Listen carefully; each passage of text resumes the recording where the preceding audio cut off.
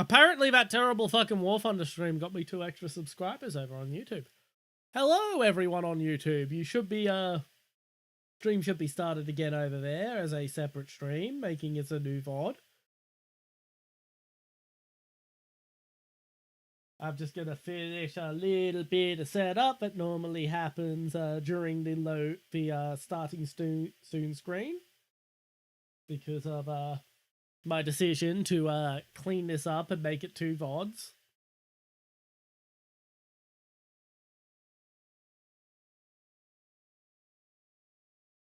Here we are.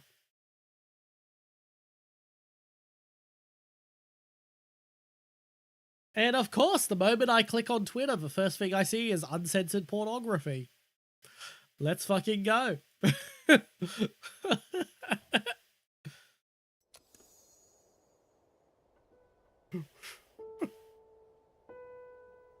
Oh.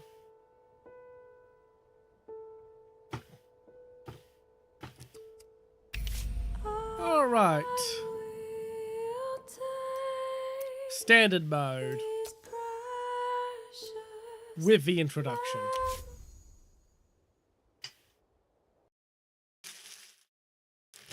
The developer's first game, This Is the Police, is one of my gold standard games for how to do an indie game right, so I have high expectations, even though the 2 follow-ups to This Is the Police both sucked, in my opinion.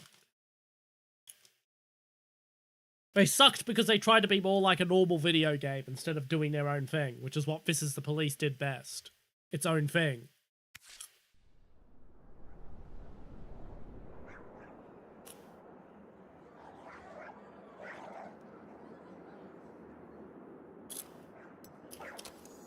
All right. Great Depression.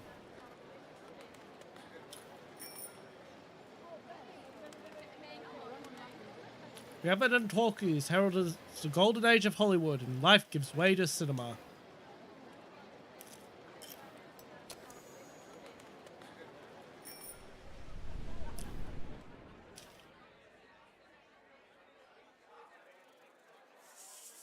Film companies fiercely compete for market and influence. The strong devour the weak.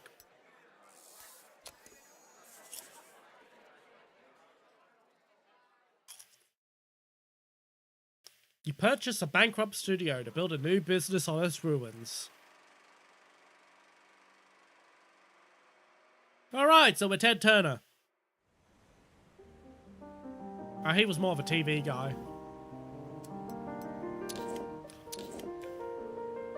Elephant, monkey, raccoon, lemur, owl, raccoon, rhino, cobra, lion, turkey, zebra, llama, bear, deer, fox, goat, peacock, pig, rabbit, wolf. Kind of looks like a wombat, so it's a maybe. Bison, elephant.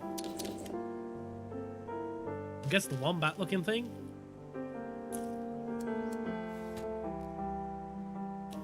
What to call our studio? Open to ideas here.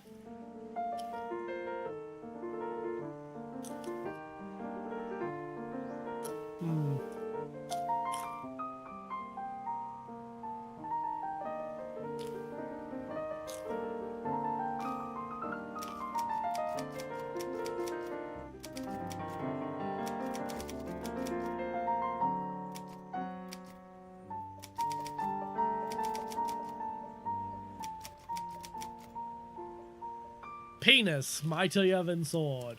Technically, its pen is.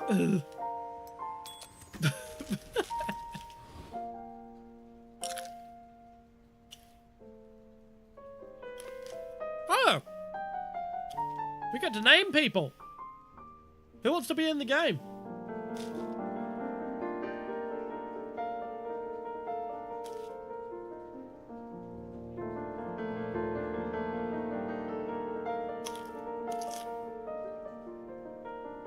Anyone?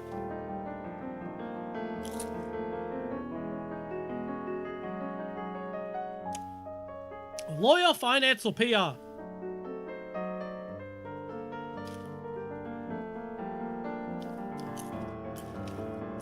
Same question, lawyer, finance, or PR?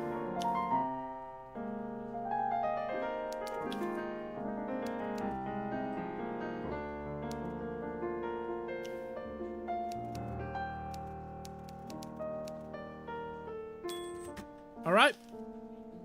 Blair takes legal.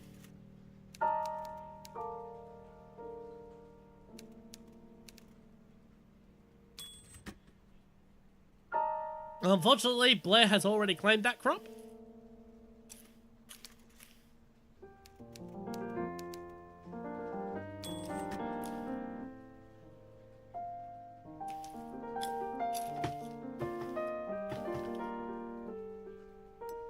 So, you just get middle by default. Along with the studio grounds, you also receive footage from an old, unfinished movie. Filming was complete, but it was never edited. You'll need to complete the picture. What is this movie? Limp and Luke, a western adventure? Blind Love, a romantic comedy in modern America? Or Messenger of Death, a detective thriller in modern America?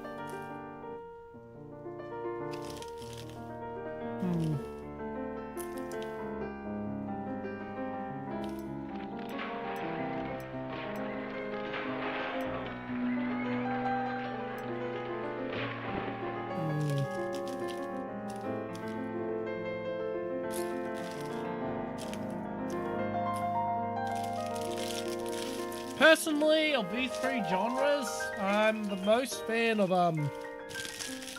the detective thrillers, but mostly just because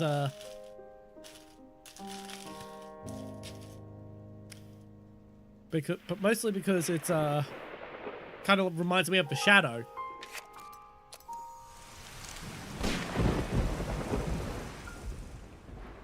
Messenger of Death. One gloomy morning, 7 Quinton bounty prisoners, stunned the guards, snuck into a warehouse and escaped from the prison, hidden in a truck. Most of the fugitives were serving for theft and assault, but one of them was a true menace.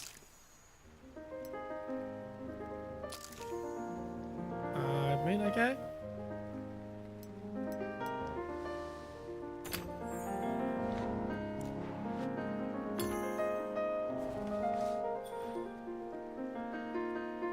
The prisoner's name is Nick Crow, but the papers all call him the Courier.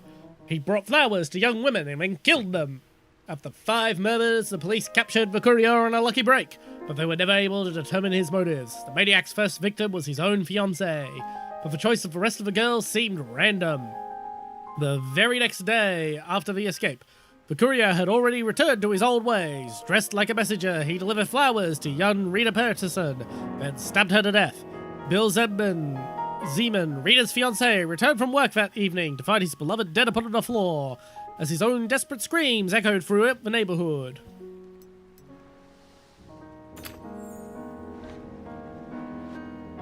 Protagonist, detective. Bill had little faith in local police, so he had hired a private investigator, Harry Burroughs. Harry was a young man, but he had sharp wits and a keen mind, enough to solve dozens of difficult cases and even earn him the reputation of a genius.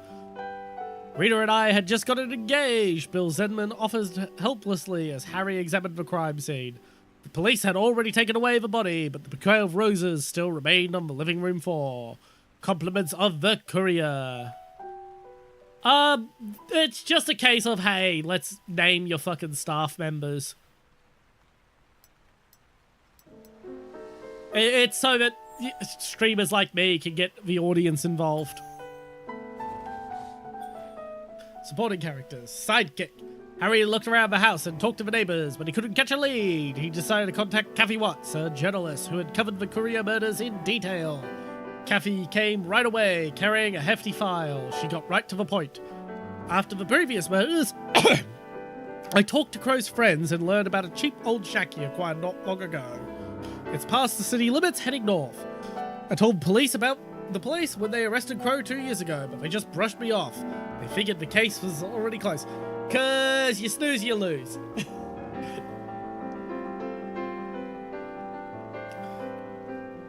To be fair, that character portrait looked rather androgynous. Probably after this movie. Search for a killer. Harry and Carafe hit the road, and soon enough they found the right house. It was a broken down hut, obviously unsuitable to live in, but our hero then saw the man in front of the house, locking the door. As Harry's car approached, the stranger took off, running towards the woods. Harry drew his gun and leapt from the car, but the man was already gone. We scared him off. Let's have a look inside. With that, Harry kicked down the door.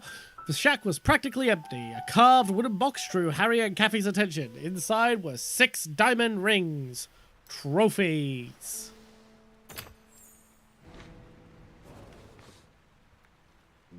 Rita Peterson was recently engaged, and the courier was engaged to his first victim. What about the rest of the girls? Harry asked. Caffey flipped through the documents in her folder. Interesting. All the victims were soon to get married. Harry and Caffey trolled the recent newspapers looking for engagement announcements. 2 couples surfaced. Rita and Bill. A tragedy already familiar to us. And also a certain Sandy Wick and her fiancé Tom. Harry and Caffey visited Sandy, who was happy to speak of yesterday's strange visitor. Yes, some messenger came with a bouquet of roses. No card, no note, just a bouquet. I decided it must have been some kind of mistake, and I didn't take the flowers. The messenger just apologized and left. Harry immediately had a plan. He and Carrie hired a photographer and posed as an engaged couple. They made sure to capture Harry's rented yellow brick house, the only one in the area. They advertised their engagement in the newspaper's morning edition and paid an extra $10 to have the photo printed beside the article. At noon the next day, there was a knock on the door. Caffey opened it, and there stood Nick Crow, the courier, smiling nervously in the doorway with a bouquet of roses. This is from a secret admirer.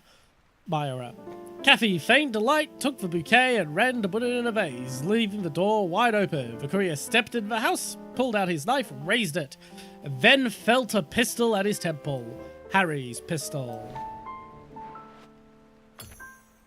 Finale. Antagonist gets punished. The courier grew wild. You don't understand. 2 years ago, I was supposed to marry my dear Rachel when suddenly she starts receiving anonymous bouquets. I became jealous, but she just laughed and accepted all the flowers, no matter how many or how secret they might be. 1 week later, I caught her in some jerk's car. All these animals are the same. First they say it's only flowers, and then they break your heart. They deserve to be punished. The courier won't be delivering any more flowers. This time he was sentenced to the electric chair. Harry added another win to his list of cases, and Caffey wrote a book about the courier. She called it The Message of Death.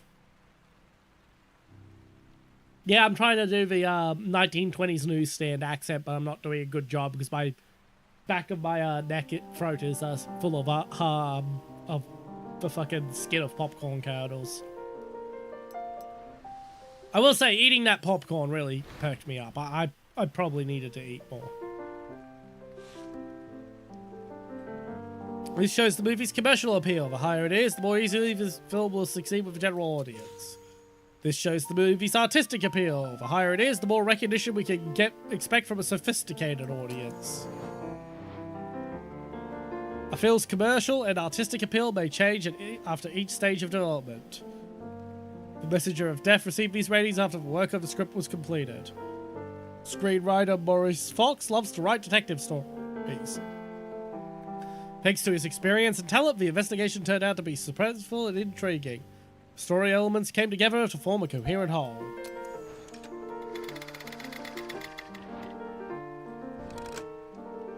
After pre-production, the film's ratings rose even higher. Casting famous actors is the surest way to boost commercial and artistic appeal. But other factors also influence the ratings, including quality scenery and modern equipment.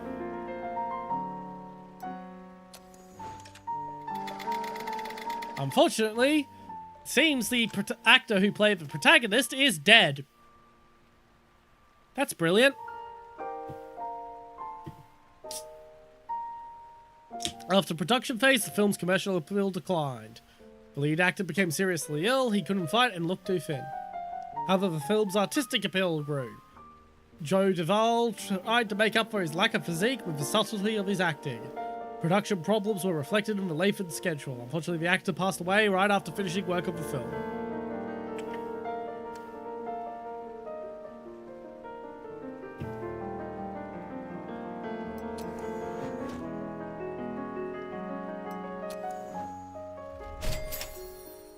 And that's how much the studio has spent on the picture. This isn't the final budget, as work on the film is not yet complete.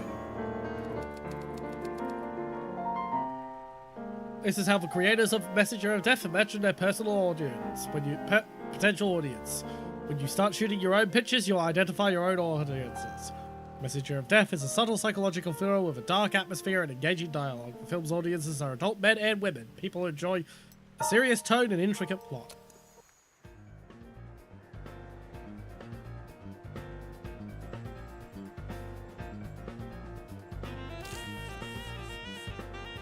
Time to send the footage to post-production to finish the film.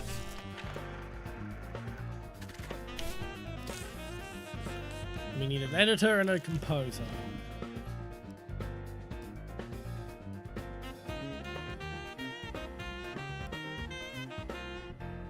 Loyal but not happy. And an alcoholic. Not so loyal but relatively happy, not an alcoholic.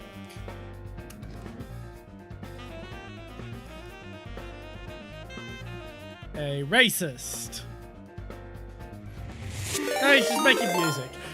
Hello, welcome in, Raiders. How are you? I'm General Chat, Supreme Commander of the Chat Army, here to lead the international war on boredom, and one day come up with a better intro for myself. Yes, that's the permanent part of my intro. Yes, the part of my intro. Intro is a permanent part of my intro. 09 Lurker, thank you very much for enlisting in the Chat Army, Private. Yes, I call my community by privates. Yes, that sometimes results in sex jokes. How are you? Did you all enjoy Resident Evil 4? Yeah, this is an unusual break from War Thunder. I crashed out on War Thunder I hit an apathy wall rather than a anger or frustration wall, and just randomly decided to buy a game I've been eyeing off for ages and stream that instead. Alright, film development. Nice, nice. Were you playing the original or the remake? Please say the original, the remake's shit.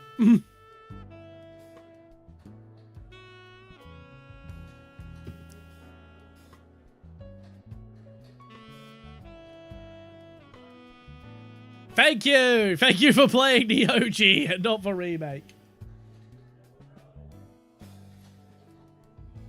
The only good Resident Evil remakes are Res Evil 1 remake, and Res Evil 2 remake is good, but it's like a side game to Resident Evil 2. Like, I wouldn't say it replaces Resident Evil 2, I'd say it's a good sort of companion piece to it.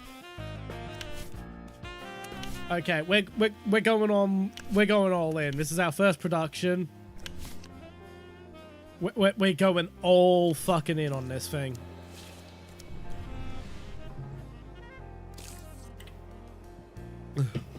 Alright, we need to assign an apartment head.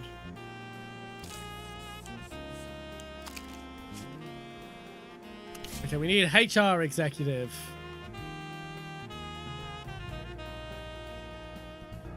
Okay, let's have a look-see here. Seems like this Dale Hammond person seems like the obvious choice. Loyal, happy, not too expensive. Decent seniority.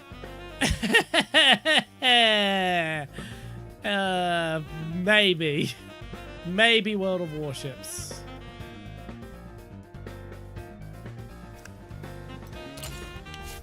Alright, that's our new head of HR.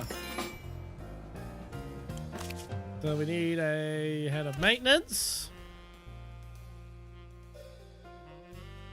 You kind of are the obvious choice.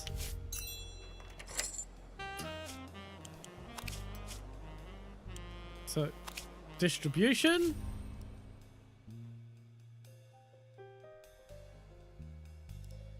Loyal, not happy. Fucking cheap, though.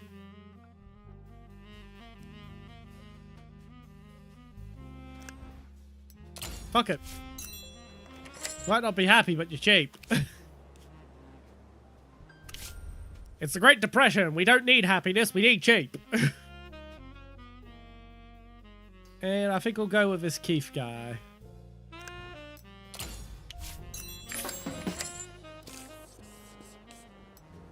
All right.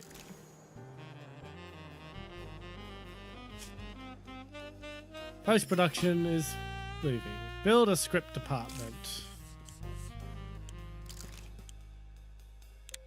Yeah, I do need somewhere to build scripts, don't we?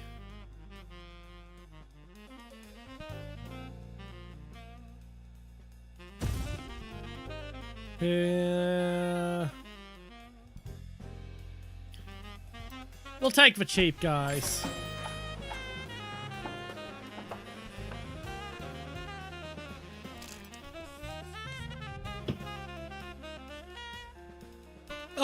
Not kind of. It was called Hollywood because there was a forest there. But there's a lot of desert behind the forest.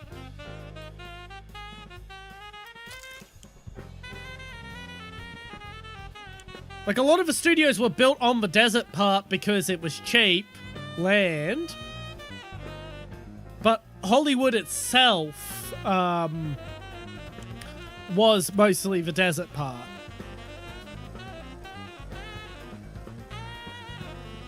Yeah, the main reason Hollywood became the center of American filmmaking was actually because, the remoteness of California made it really hard to enforce patent laws on various film cameras and film techniques.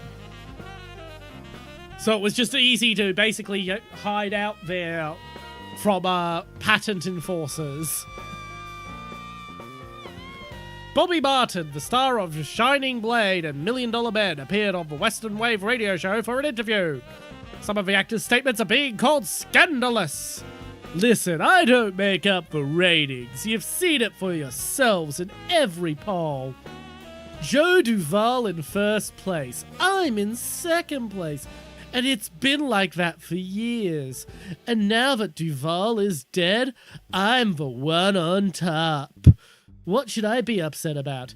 I'm not saying I'm happy he died, but I wasn't sad either. Oh my god, this guy's an asshole. I'm the number one now. Why should I be sad about that? Yeah, it was a lack of legality and laws that mostly built Hollywood.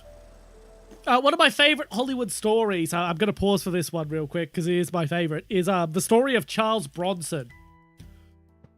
Charles Bronson was a child of Latvian immigrants who spent the first couple of years of his working life as a teenager, working as a carpenter for a coal mine.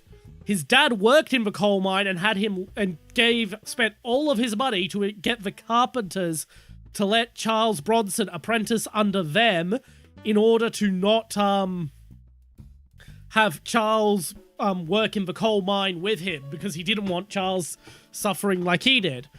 Bronson went to Hollywood because that's where the biggest demand for carpenters were. While working as a carpenter in Hollywood, he saw the actors acting and asked one of his fellow carpenters, how much are they getting paid for that job? And when he was told how much the lead actor was getting paid, his response was, hell, I could do that.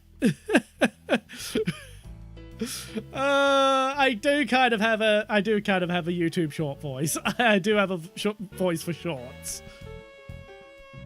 But yeah, basically, Charles Bronson literally chose to become an actor because of the money, and he ended up becoming a very successful actor.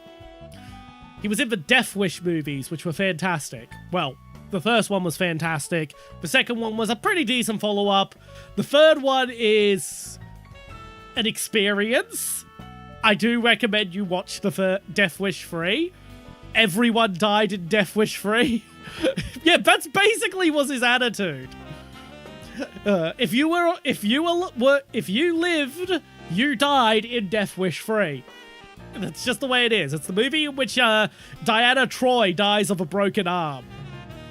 I'm not joking. The actress who played Diana Troy from Star Trek The Next Generation appears in that movie and dies of a broken arm. It's Death Wish 3 is an experience. And Death Wish 4 just fucking sucks. Don't bother with Death Wish 4. That one was just a paycheck. But my favorite detail about it is Charles Bronson was a big firearms enthusiast. There was a sort of rivalry between the Death Wish series and the Dirty Harry movie series.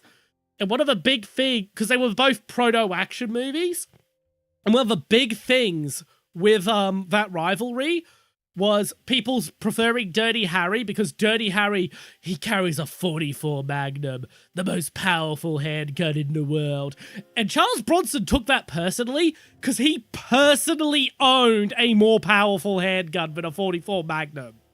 And so in Death Wish 3, part of his contractual obligation to be in the movie was they had to give a starring feature role to his own personal .458 Wildy Magnum handgun, which is a custom-made handgun that fires a cut-down big game African hunting cartridge.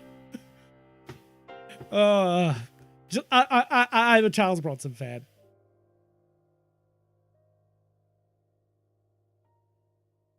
Kind of. The big issue with Death Wish 3 is it was made on a stupidly small budget. So, for starters, they filmed in London because it was cheaper than filming in New York, but it's supposed to be set in New York. Nowhere in London looks remotely like New York. They had no budget for their special effects, but they were trying to one-up fucking the most latest Dirty Harry movie. So, yeah, it's an experience. It's worth watching. It doesn't suck. You will enjoy it, but it's definitely not a good movie. Meanwhile, Death Wish 1 is a straight-up art house masterpiece. Among Us. Among Us got divorced? Oh, I'm sorry to hear that, buddy. I got divorced a couple years ago, and I figured I was out of chances until I met Gilda. We spend all our time together. We can't get enough of each other. It's always like that at the beginning, but we've been together a year now. We're like a drug to each other.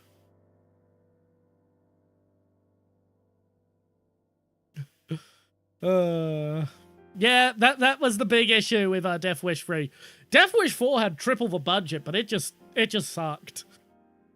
I mean, by that point, fucking Charles Bronson was like 78 years old and trying to be in an action movie. It didn't really make sense.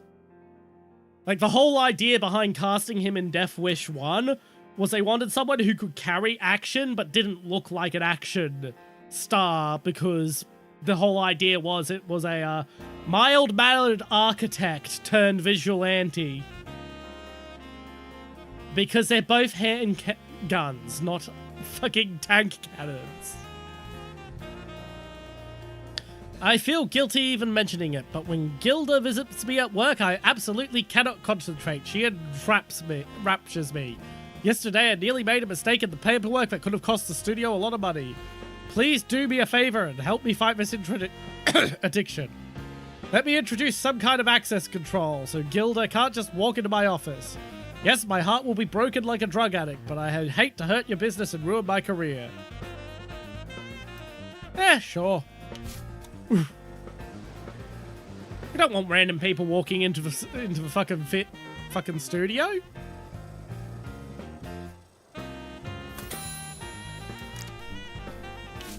All right, our first movie. Nearly $500,000, and we just made it worse.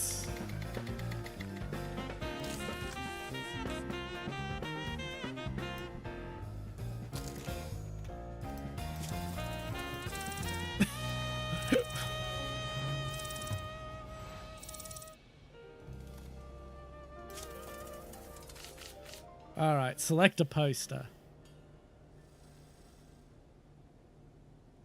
I like the middle one.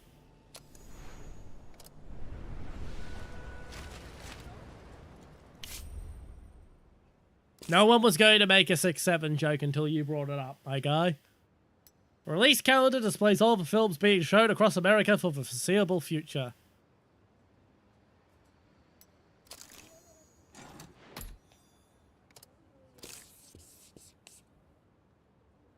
Studios, previous owners already chose a release date. Fair enough. You don't just own a studio, but a whole network of 91 cinemas. That's a lot of cinemas. You can run your films in these cinemas for free, but that's not going to be enough to reach a wide audience. You'll need to rent other theaters if you want solid box office receipts. Studio's previous owners already arranged this and paid for film's rental costs. In the first week, the film is scheduled to be shown 7,185 times. Some 3,185 of these screenings will be in my own cinemas, leaving 4,000 across others. Next time I have to plan for this and pay for rental costs myself. The screenings and rentals are scheduled out 4 weeks from release. Once they expire, you can extend your rentals if you think the film can still make a profit.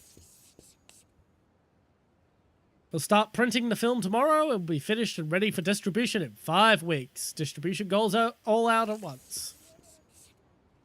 Printing speeds, costs vary by contractor, and still previous owners already paid for it.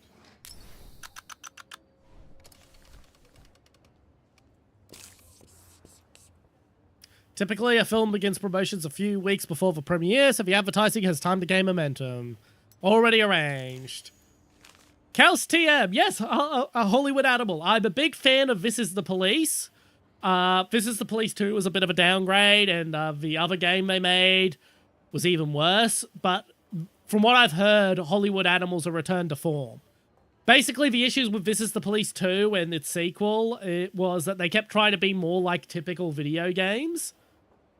I have no idea. As I say, this is my first time playing. But yeah, they tried to be more like typical video games, and they just couldn't cut it.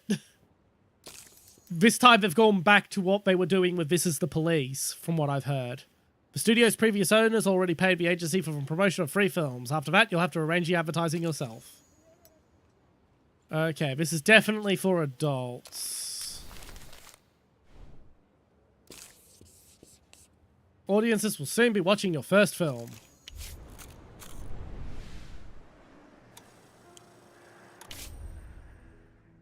The first film of Pen is Mightier Than the Sword Studios. I just wanted to write penis on the side, okay? For all of you who are new here, I just wanted to write penis on the side. That's why we're called Pen is Mightier Than the Sword Studios. Okay, if you ask me, Messenger of Death is a surefire hit. A farewell film by a young star, the story has soul, but it'll all go to waste unless it's released at the right moment. They scheduled production carefully and chose a good window for releasing the film. But when the old studio closed its doors, the parasites decided Messenger of Death will never see the light of day. I don't know who's pulling the streets, but they convinced all the theater owners to give them our slots. The film they're releasing, as said, doesn't even have a title yet. Yep. Deal's a deal. Those are our slots.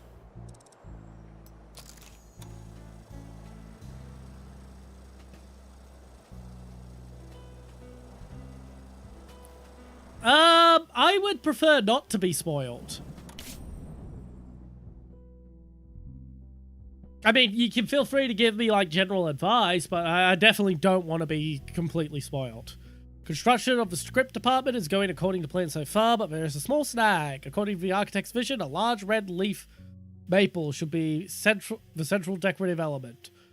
I don't give two shits about the decorative elements.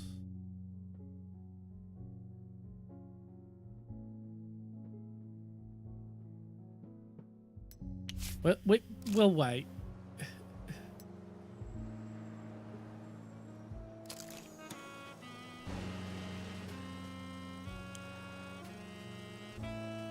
Why, Crop? Why would you do... Oh, yeah, that sort of advice. Feel free.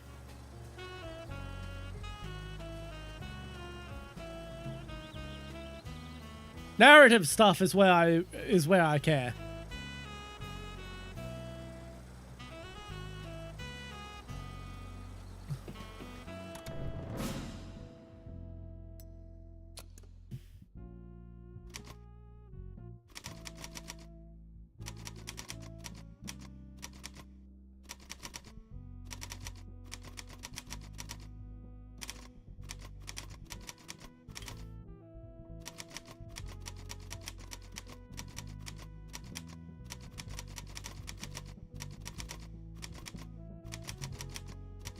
Oh, yeah.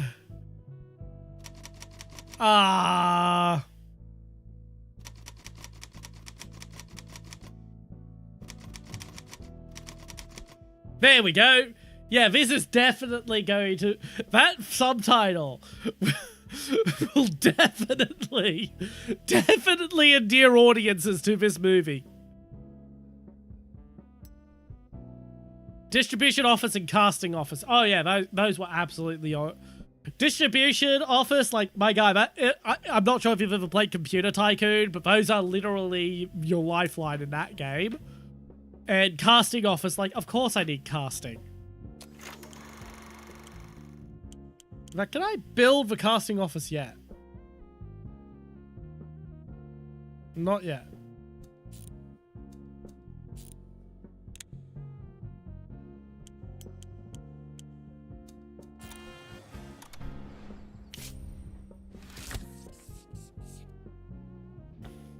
The Kino Mark system measures audience reviews on the day of the premiere. If you're sure you've released a quality film, but people aren't appreciating it, you may have lured the wrong audience.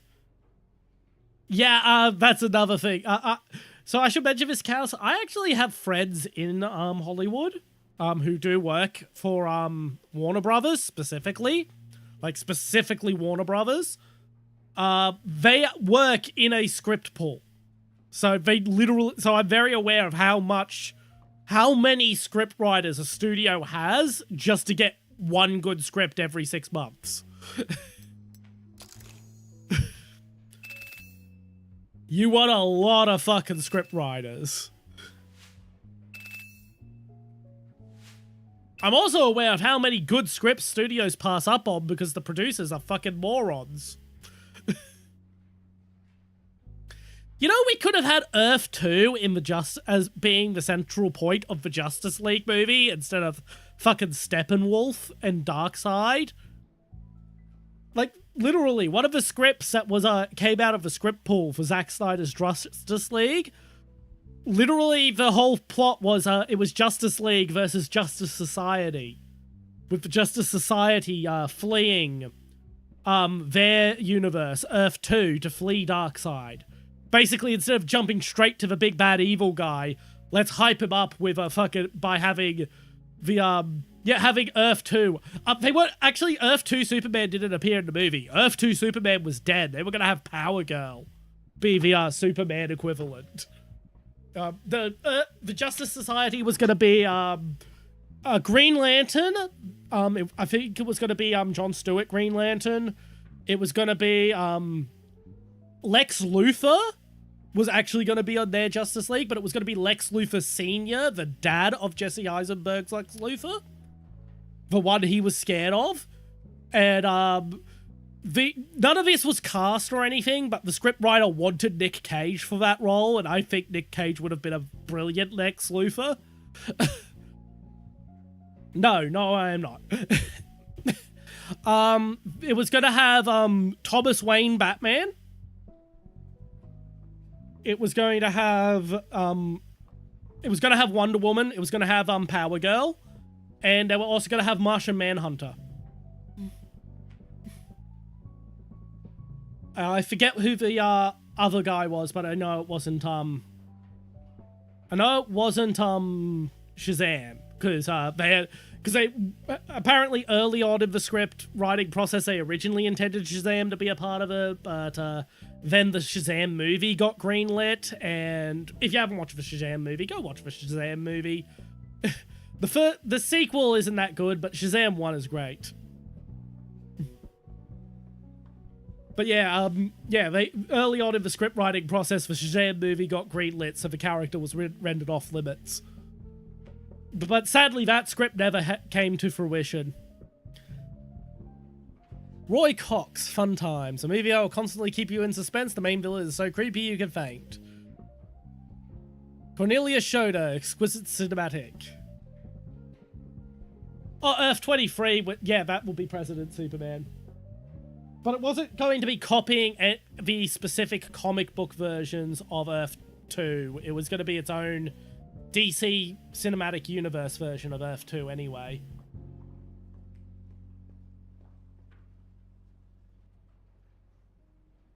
Yeah, fascinating farewell from a real actor's actor.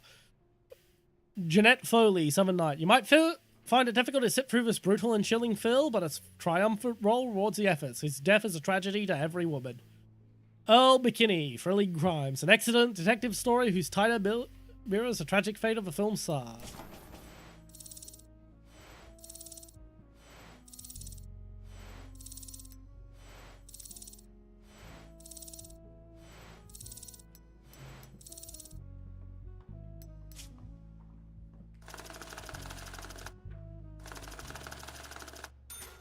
Just shy of $500,000.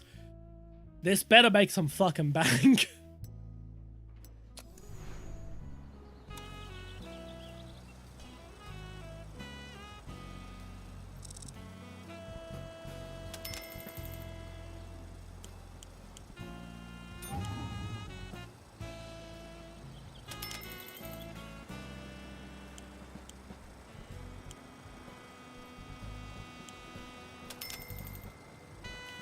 Here we go.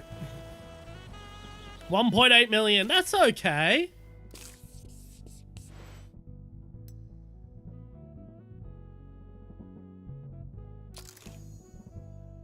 Okay, that's pretty decent. Yeah, let's extend.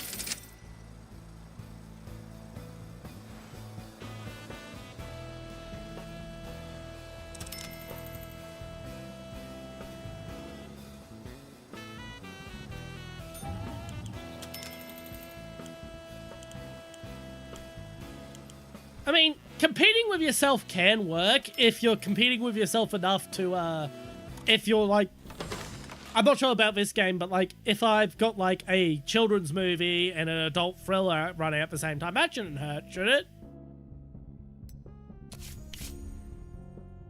Right, head of script department.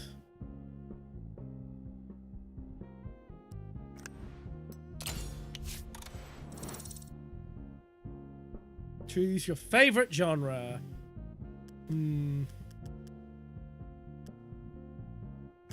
I want detective, I want historical, and...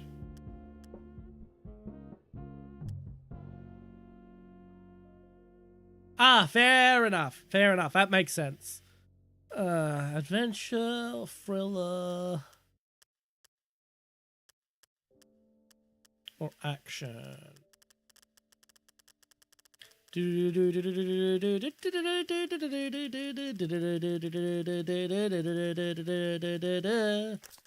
Thriller.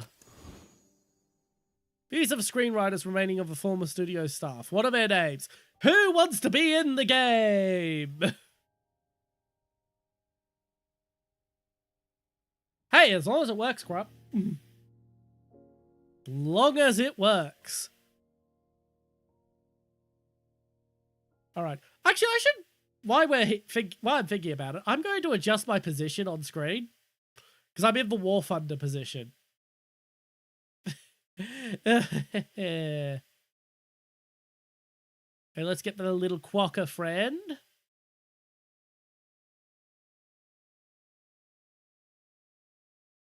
Move him over too. So, anyone want to be in the game before I just give them names that are just terrible sex puns?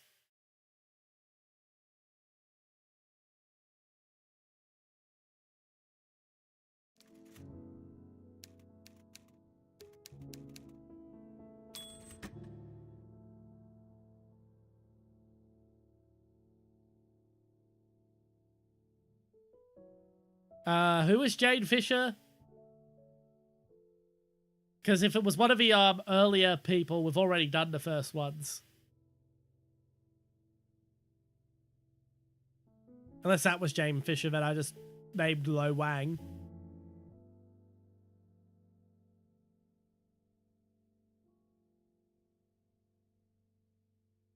Okay, I'll give that your name to the actress once we get her then.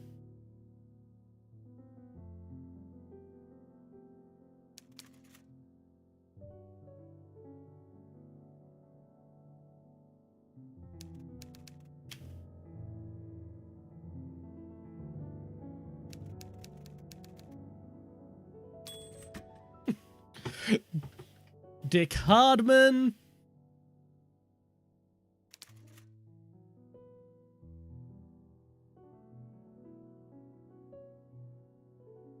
Okay, Among Us 2000.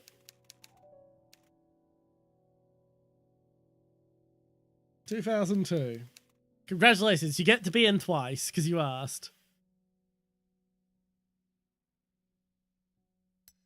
So we have Lo Wang.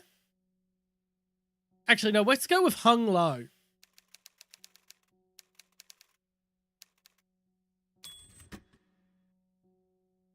Dick Hardman and Among Us 2002.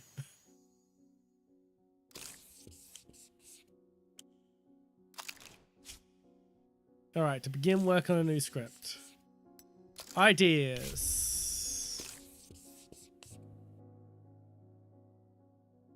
Let's go with the fantasy adventure detective story. Because, you know, that always works. Hung Lo. No, I'm referencing a Mad TV sketch.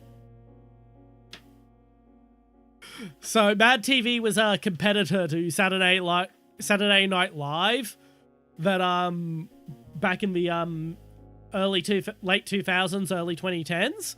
There's a sketch in it where, a bunch of guys are applying to become male porn stars, and then and they're trying to come up with cool porn star names, and they're all taken. They're all taken, and then suddenly this Asian guy walks in and says, "My name is Hung Lo," as in he is hung low, as if he has a big dick.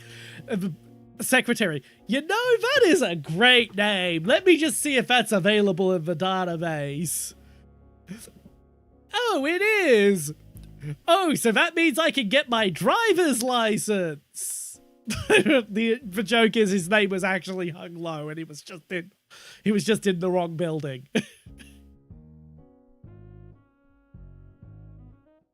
Alrighty. Let's go. Okay, it looks like Among Us is going to be writing it because it's a detective story. Apparently Among Us is good at detective stories. Nah, it's just a sex joke. I do a lot of sex jokes. So now what? Now where do I click?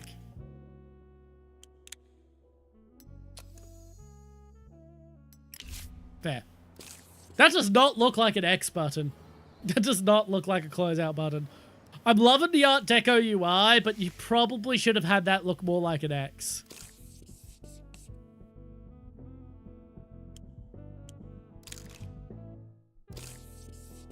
Okay, I'll go do that in a bit. All right, we want to click upgrade. Let's spend 50k speeding this up. All right, let's go back to there. Right, the other idea. So we've got an action movie. Thriller's kind of like action, so we'll have Dick Hardman write it.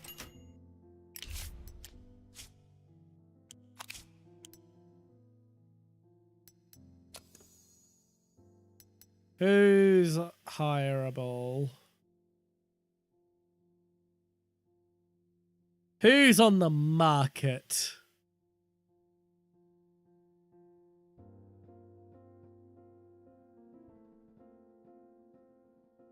Doesn't like detective or historical. Well, you're not getting a job with us. Yeah, a bit more expensive than I would like, but you're good for historical.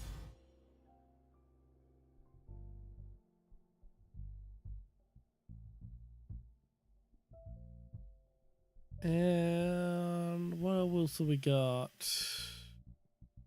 Oh, you are good. You're a good fit. Action and thriller. We'll take this Herbert Montgomery guy.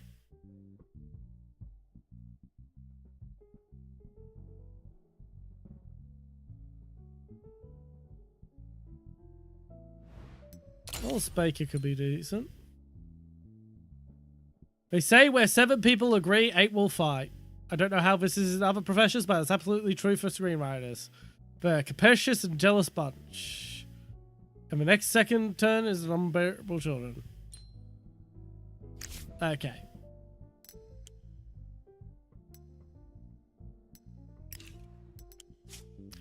I think you are public relations crap.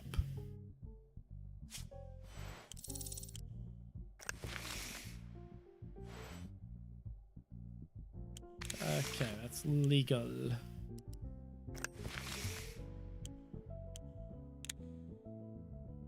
Freelance writer's office. Additional XP per release. Writers write faster.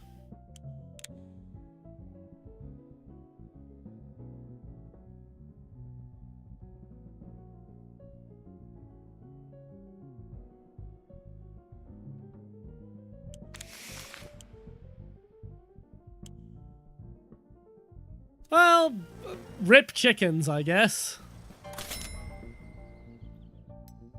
Alright, let's just extend the distribution again.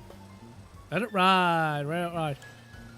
PR, public relations. So your job is to keep an eye on our reputation and yell at us if we're doing something that's ruining our reputation. And prepare statements that improve our reputation.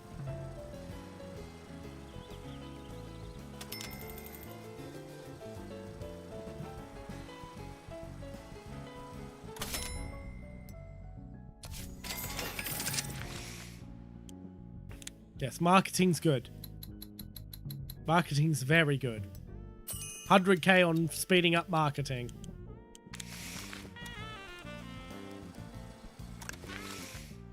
Post-production.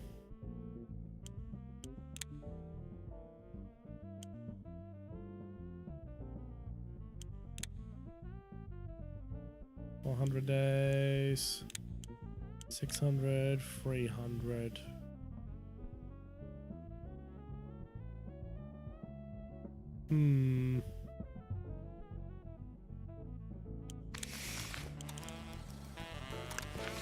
Maintenance, water tower, landscaping, repair crew, power plant. Alright, let's see. Let's just get legal protections.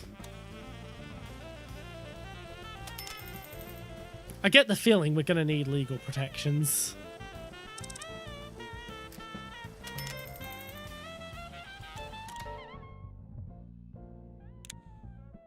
Production, pre-production. Fuck, pre-production needs a lot of space.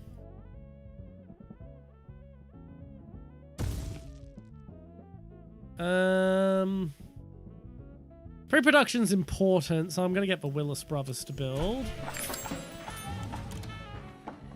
So is production. We have post-production already, so we don't need that.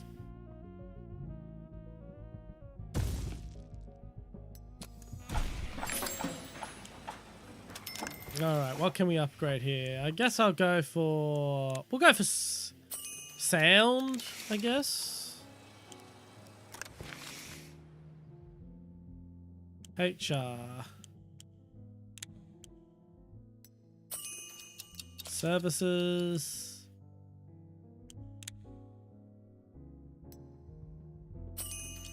Don't really... I'm hoping to not need that lifeline, but I'll unlock it at least. PR.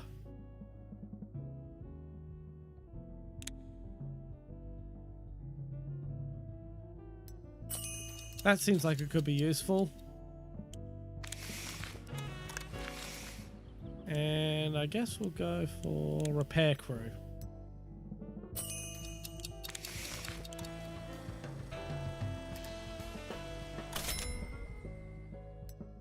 Let it ride!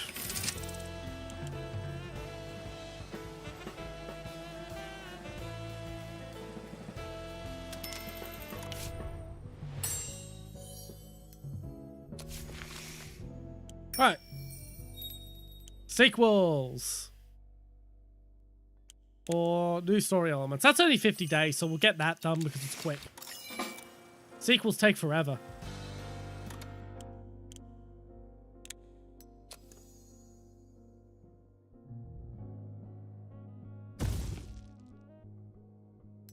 Once again, fuck the script writers. We're building cheap for them. Which is realistic to how the fucking Hollywood studios actually treat script writers.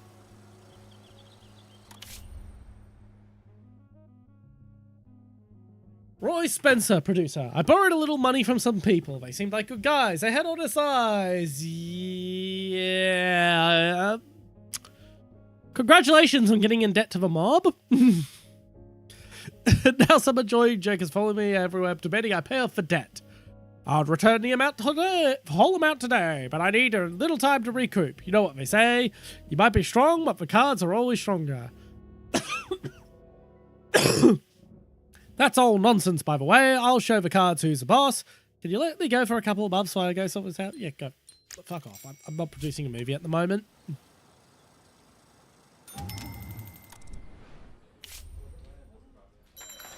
Token monkey. Token money.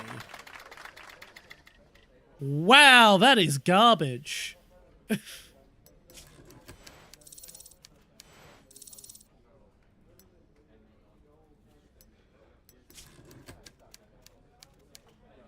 Romance, action.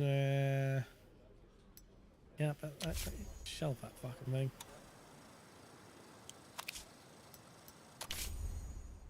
Alright, historical, fantasy kingdom, Clumsy Oath. Who likes historical movies? Who likes thrillers? We have a lot of people who like thrillers. We'll go to Wallace. Who likes romance? No one.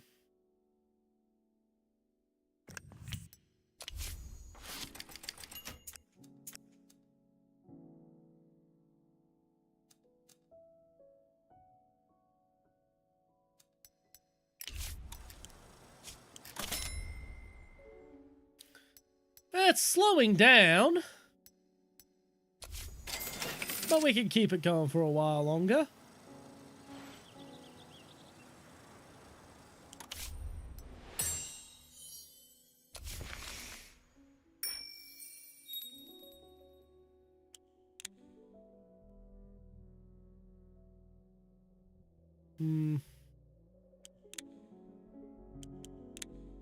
We'll go for theatre management or hospice visit.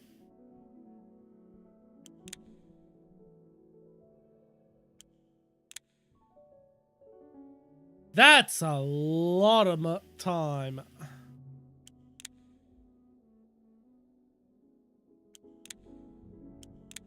I'll go for hospice visit then.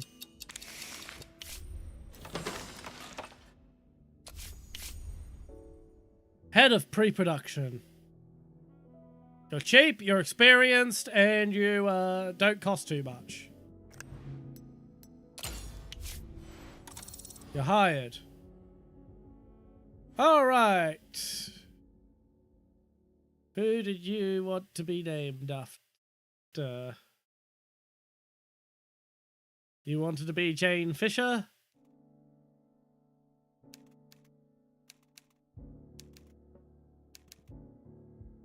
Who else wants an opportunity to be in the game? Let me know. Before I just give them more fucking 4 puns. Okay, I'll name her Tiger 1.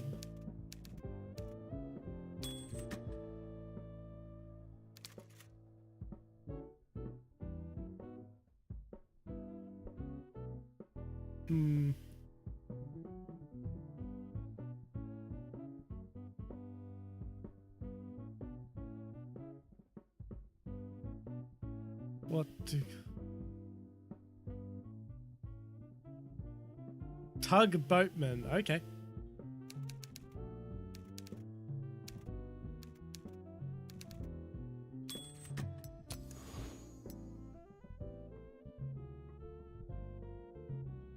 Okay, we've got 3 more actors.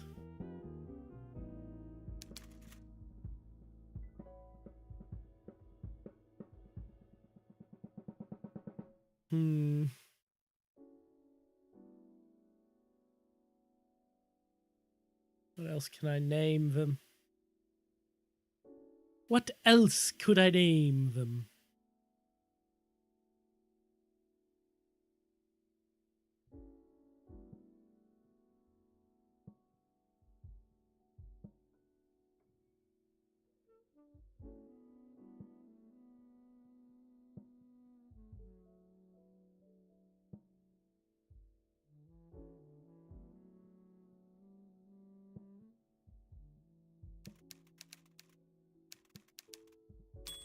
Huge ass.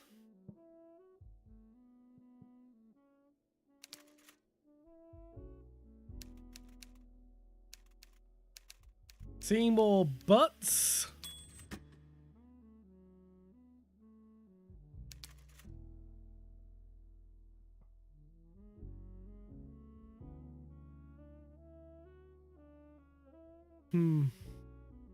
Fuck it.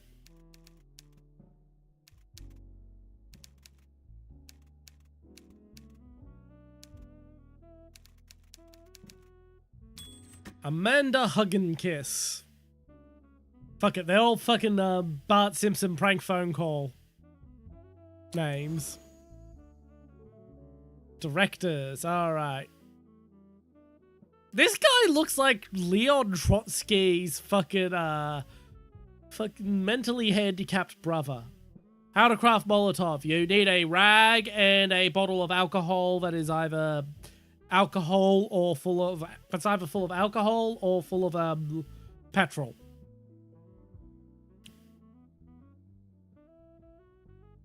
Sure, why not?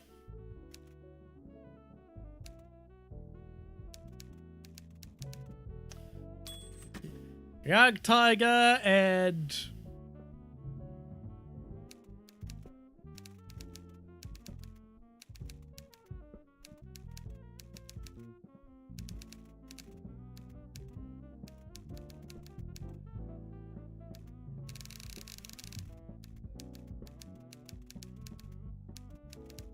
And probably a pedo. Because he... Just look at this fucking guy. No, I didn't.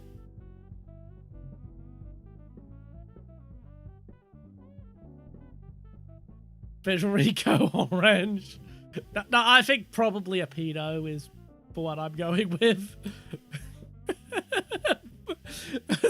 He looks like a nonce. He looks like a fucking nonce.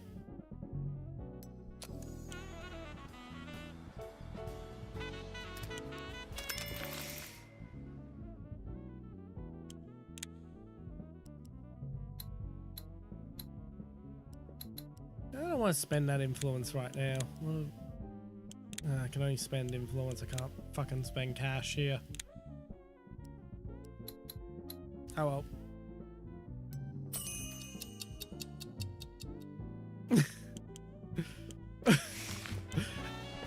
I am waiting with bated breath. Lydia Globe is back. The legendary Lydia Globe is back in the saddle. Nearly. Yeah, honey, I know you're expecting me to start a new film right away, but getting used to talking is taking longer than expected. You gotta understand, a bird is used to flying in the clouds. You can't just dive down to the bottom of the ocean without a little preparation first. I'm doing speech exercises with Master of the Stage. Stretching out my vocal cords. Well, you should have spoke up sooner. Of course I can give you 3 months. Go on. I mean, can we change? Sure. Casting officer it is, and we've lost all that influence. I make excellent decisions. The black guitar. Oh my god, it's atrocious.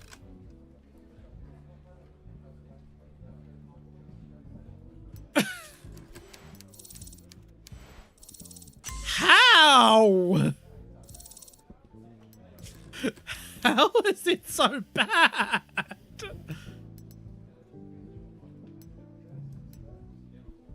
I kind of want to make it. But I don't want our second movie to be such a bomb. And that is a bomb waiting to happen. Caustism. I heard Lydia Globe is coming back out of retirement, or that she never retired at all. I'll take it into consideration. Production.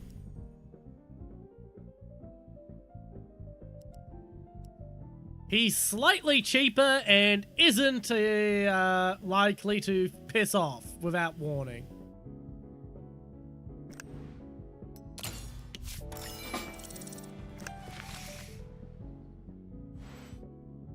It's a detective movie in a fantasy kingdom without a villain. Well, a detective story in a fantasy kingdom would be fun, but it does need a villain. It very much needs a villain. Alright.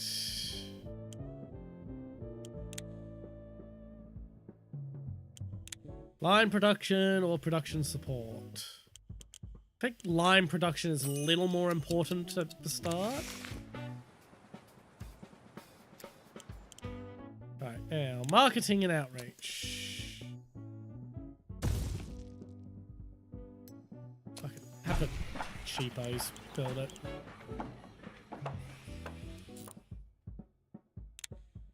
Security.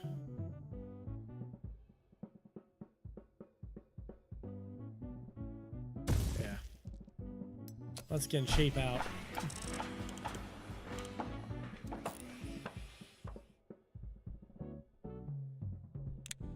Producers, officers. Oh yeah, we're fucking.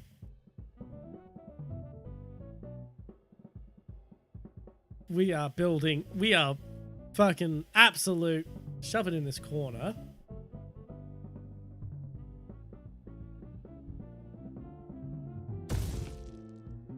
Yeah, that gets the luxury of... Yeah! Yes, like a panopticon. Amanda hug and kiss. While speaking with the conductor, Amanda hug and kiss learned that the train he was on from Chicago to LA was being driven by a woman. Oh.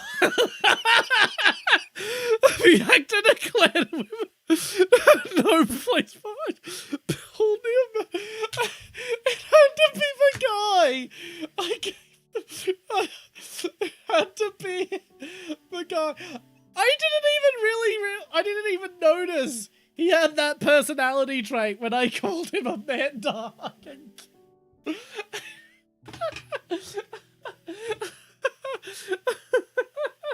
Some people are gay.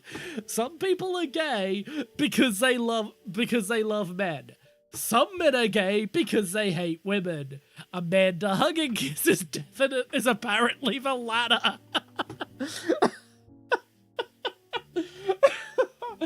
Oh my fucking god! I could not have planned that better. I could not have planned that name better.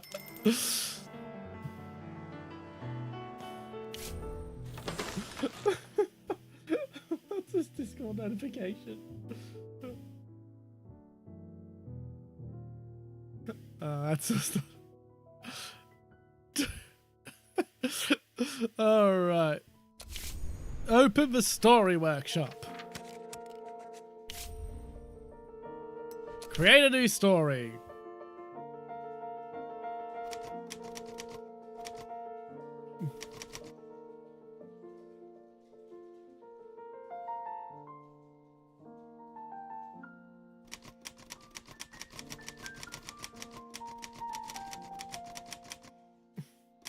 I swear this isn't a porno. Genre. Historical. I'm keeping that name. I'm keeping that name. This movie is, I swear it isn't a porno.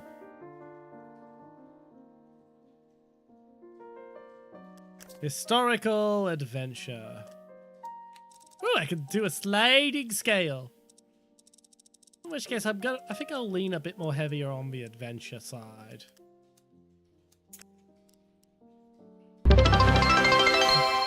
Thank you very much for listening to the Chat Army, Private Chaos TM. Yes, I do call my community my privates. Yes, that sometimes results in sex jokes. I'm sure you've noticed I like sex jokes. Alright. We'll go with Wild West.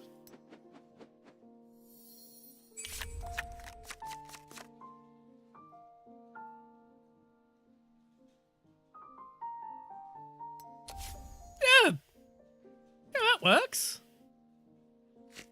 Cowboy. Antagonist.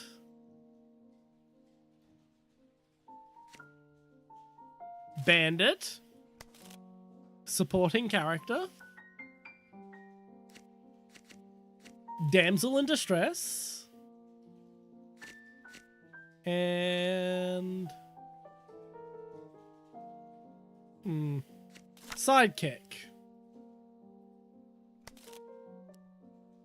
Themes and events. Bank robbery.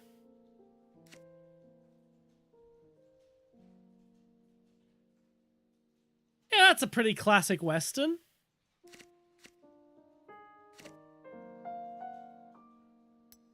Select a screenwriter. Who does good adventure?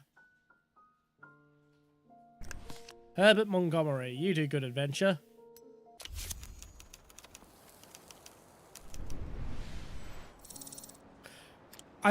We're still calling it, I swear this isn't a porno. We're not changing that name. Christopher Fox, level 3 maintenance. Guy that manages development.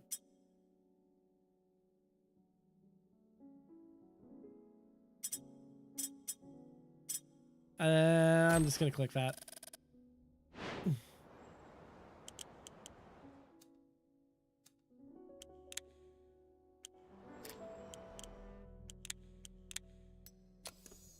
Yep, we need a soundstage.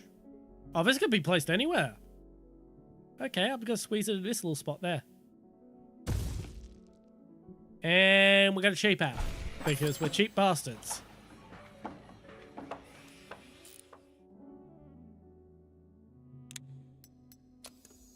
And engineering. Engineering fits over here, so over here it will go. We'll spend decent money on engineering.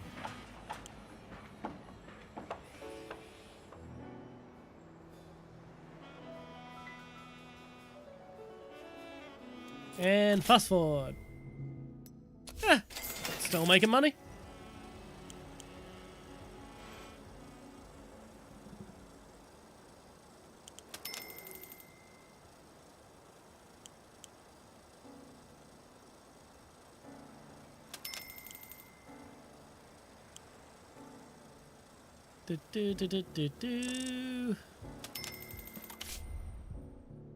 Roy Spencer has returned from vacation.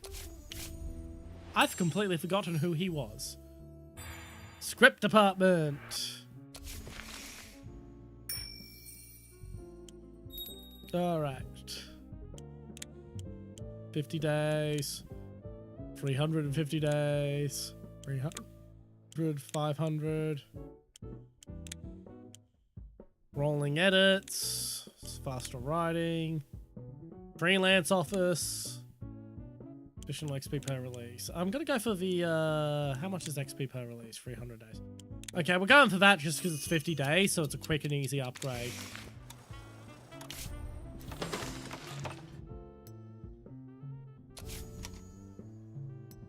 Yeah, we're just going to call it Soundstage 1 for now. Marketing and outreach.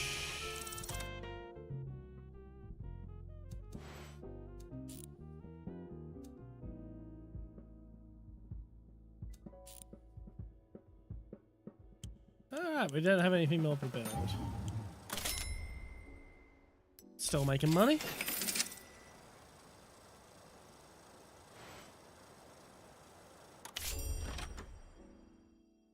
Red Carpenter, Mayor of LA. Took the family to see your latest movie last night, and I've got to tell you, it was a lovely evening. Can't remember the last time my wife and daughter laughed so... What the fuck are you talking about, man?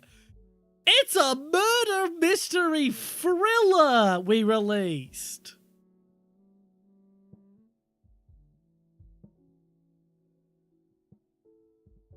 Either this guy doesn't know who we are and what our movies are, and so he's lying about having watched our movies, or his family is fucking sick and twisted.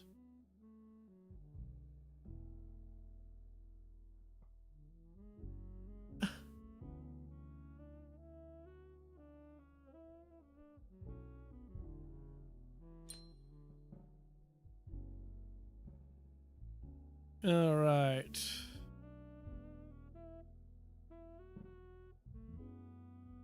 So, are we gonna do the mayor a favor?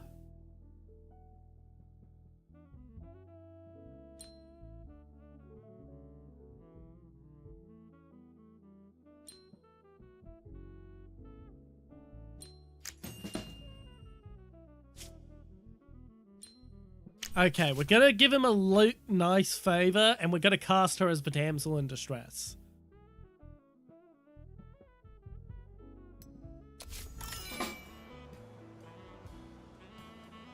We're gonna put her in this. We're gonna put her in I Swear This Isn't a Porno.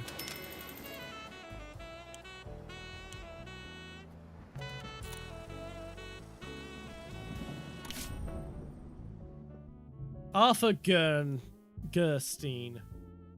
I see you got the hang of this business real quick. Don't worry, kid, I don't bite.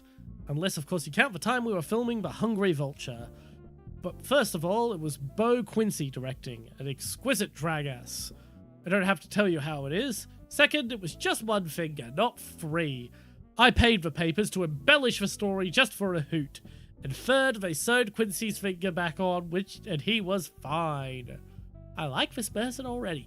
But why are we talking about me? Let's talk about you, the new king of the movie jungle, a lion, a shark. It's just about time for me to retire, don't you think? I can't compete with stallions like you. So how do you like the industry, kid? Anybody giving you any trouble? You have a problem with anyone? Don't be shy. Talk to me. Uncle Arthur can solve everything out. I think I got it. Seymour Butts. Have you ever met Arthur Gernstein in person? Only a few directors and actors have ever heard his voice, even the ones working for his studio. He runs Gerstein Brothers through deputies and assistants. They say he's like an emperor who never leaves his chambers, but last night, by surprise, he suddenly called me. Me, personally, and he offered me a contract to sign. As you can imagine, he said all kinds of nasty things about our studio, but the most polite words he used were garbage dump. I don't want to leave. I like it here. But I'd like to get a small reward for my loyalty.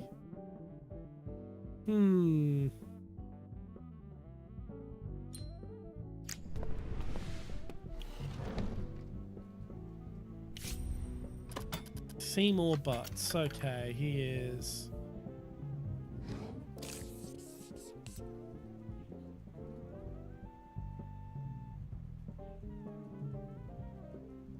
Okay, this game's just going fucking hard.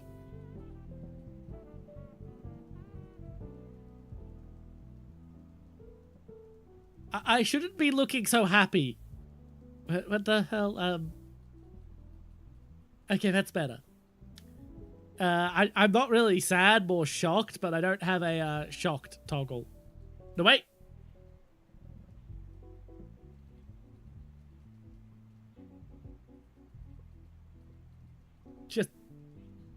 Just fucking went there. It just fucking went there.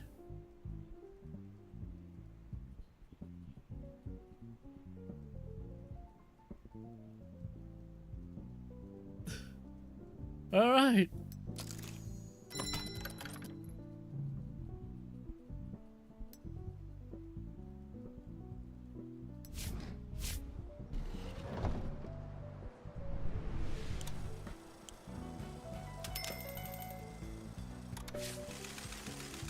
The share prices of Vian Pascal, Pierre Zola Company, and dozens of other companies have fallen by 30%. In a single day, panic investors sold 13 million securities. I swear this isn't a porno. You've been away for a bit, haven't you? Yeah, we called our first movie that we got to write out, put the layout out ourselves. I swear this isn't a porno.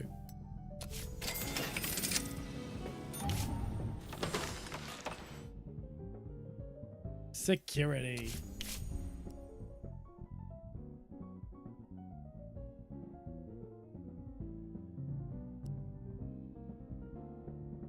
I just can't say no to that price. You're hired, Mr. Fox.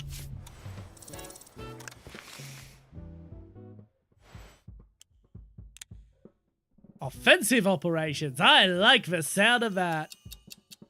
Let's break some fucking kneecaps.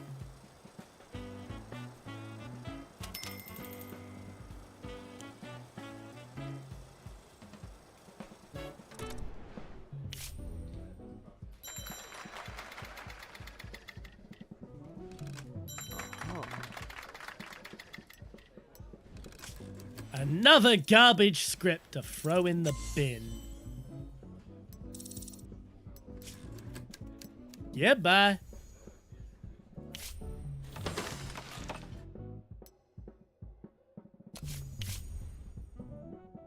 He's not very loyal. This guy's very loyal, both a bit unhappy. Lydia Globe. Go ahead, take the extra time. Ah, here's Blair, legal executive. We've received an unexpected letter from Lookstar Constructions. They're claiming they signed an agreement with the studio's previous owners.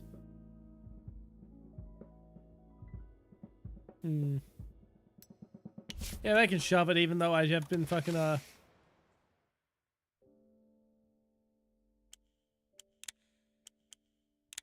700 or 1,000 days.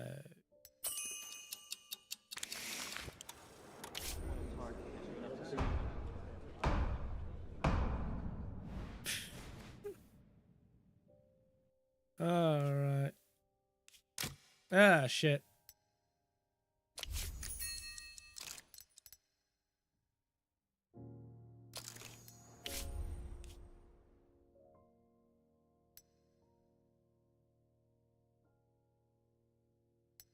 %25% probability of success for a bunch of influence I don't have.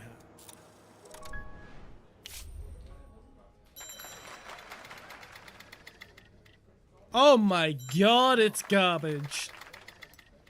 Oh my. Yeah, I'm just fucking. That one's just gone.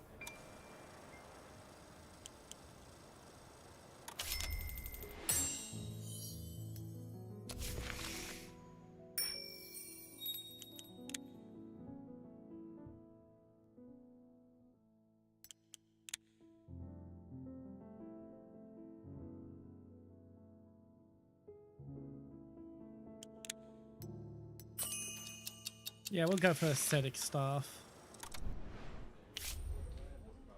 I swear this isn't a porno.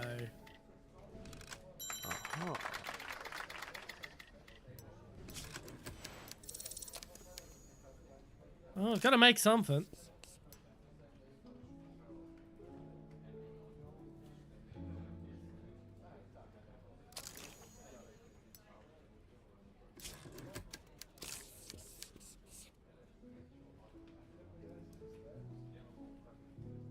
Alright.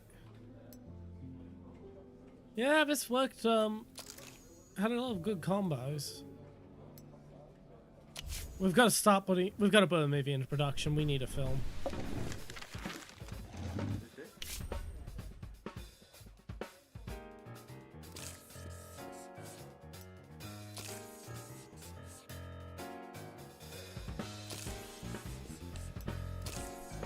Alright.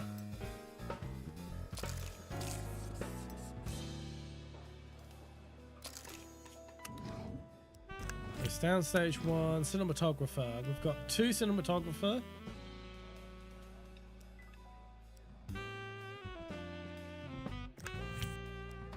We'll deal with the drug addict.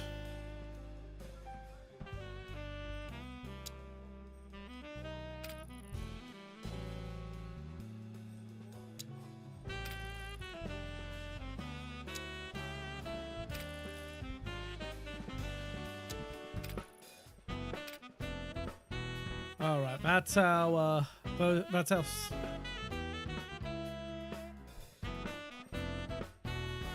I still need forest will be location, mountains will be location. Mostly filming on location.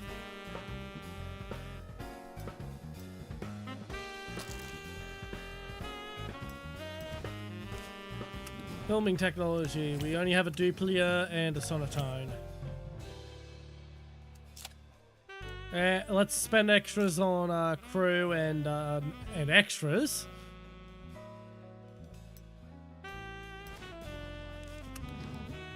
Producer.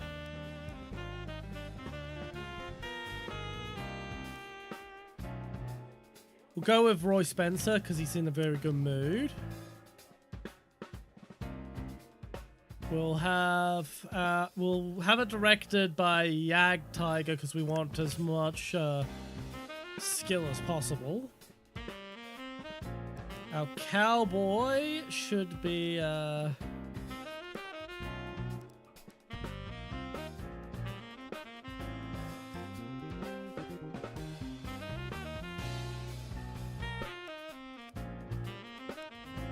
Tugboatman.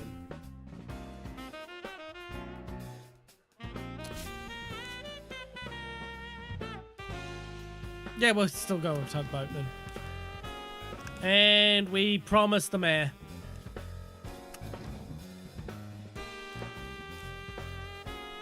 Actually, no, Seymour Butts.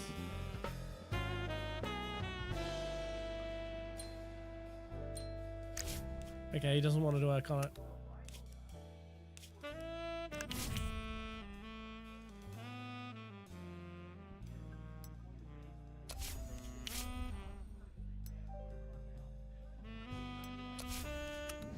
Actually, let's have Amanda Hug and Kiss be the sidekick, and Hugh Jass be the bandit.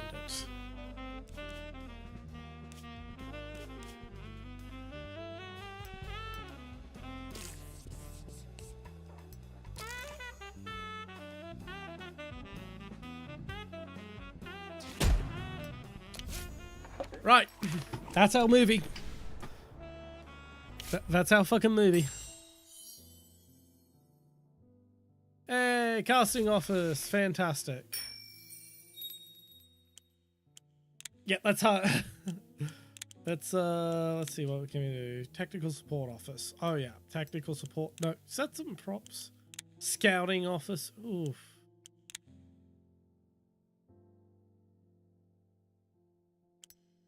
We'll go for tech support.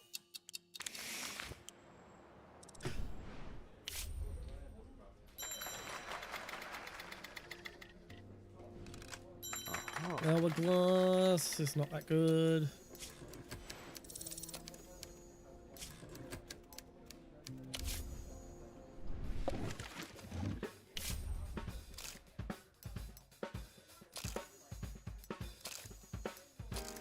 Yeah, I actually hit the wrong button there.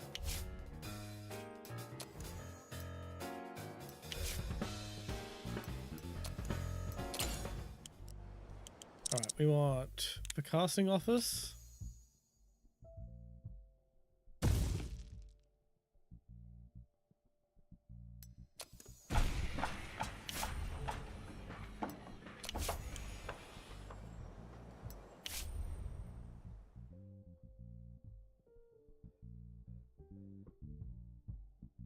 Alright.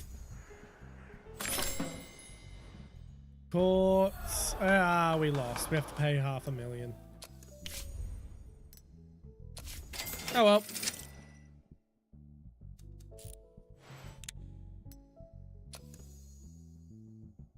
Services. Services can be over here.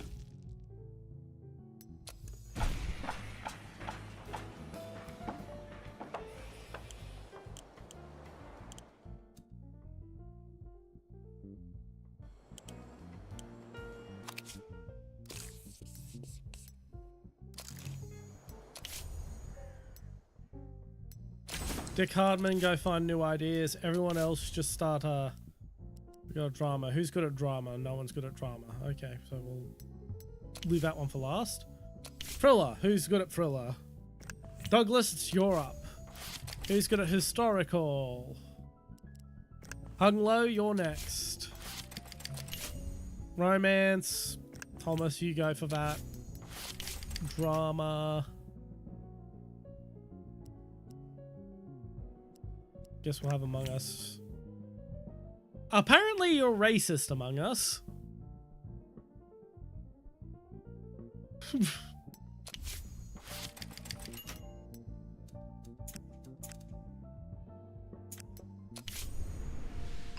Alright, story workshop.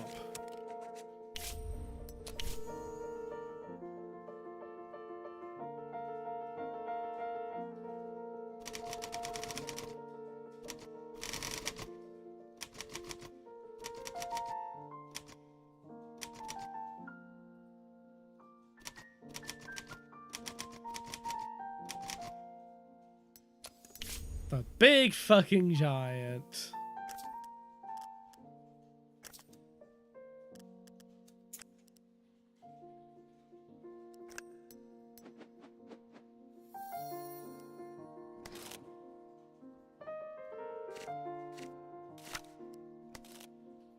And evil monster.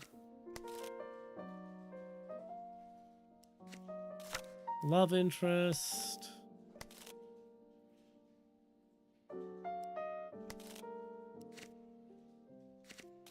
Winning the beloved and antagonist repents.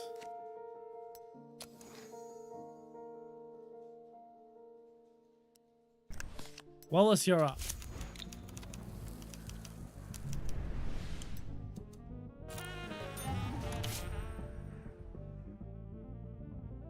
Have you heard of Wandering Malcolm? God knows what his real name is. Everyone just calls him Wandering Malcolm. For 4 years straight, he's been knocking on the door of every film studio he can find, script under his arm. He's an odd one, sometimes real nosy, even a little scary. Sometimes he calms down and gets all sad, sits smoking by the side of the road. He's refusing to submit his script for consideration or even share the synopsis, says he's afraid someone will steal his brilliant ideas. Fuck it. $1,000?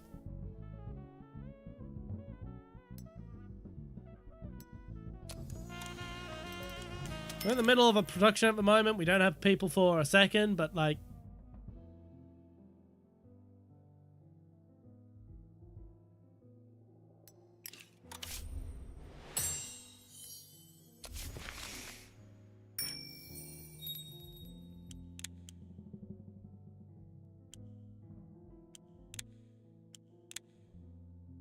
Sequels, freelance writer's office.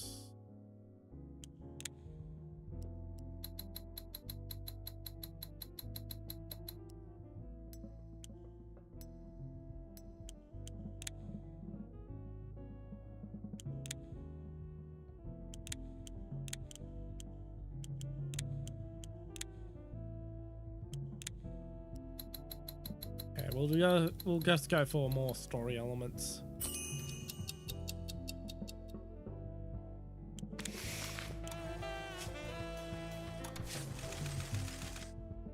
On one single evening in Detroit, 105 people died of alcohol poisoning. Among the deceased is renowned actor Frederick Payne. The media is blaming the management of the Boxer plant for the incident. They're taken to mixing poison into the industrial alcohol to combat the theft of solvents. Investigators from a Bolt newspaper believe the alcohol somehow found its way into the underground bars of Los Angeles as well. True story, this happened.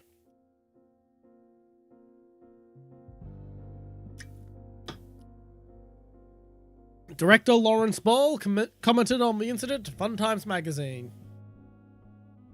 This would have been during the latter years of Prohibition. Engineering. He's cheap, he's loyal, he's happy, and he's talented. What else could I want? You are absolutely hired.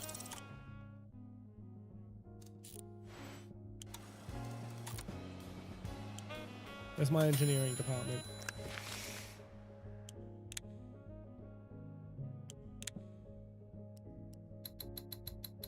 Dump all the money. We want innovation. We want results. We want pictures of Spider-Man.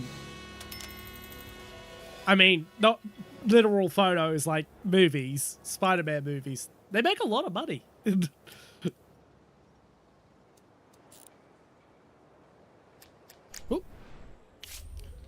Pre-production results.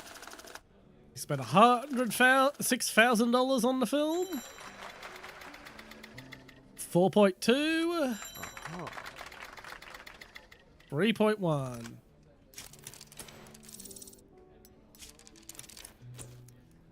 Locations, costumes, and extras weren't that great. But the filming tech, the sound tech, everything else is doing well.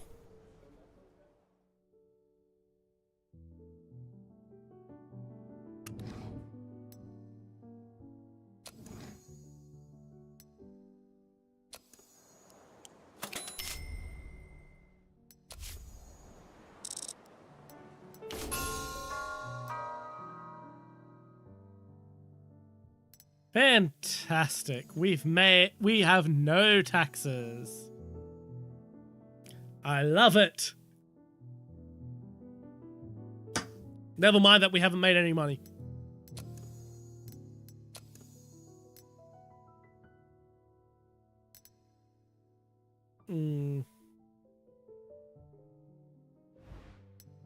You're cheap. You're cheap. You're cheap.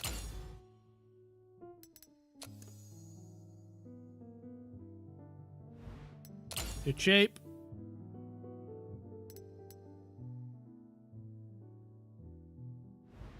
You're cheap.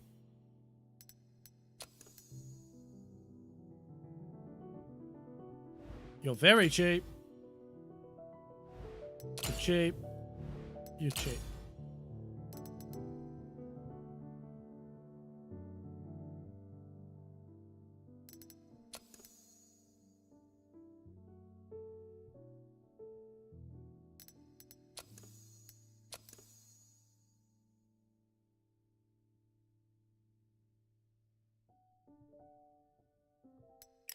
Now that will be our lineup.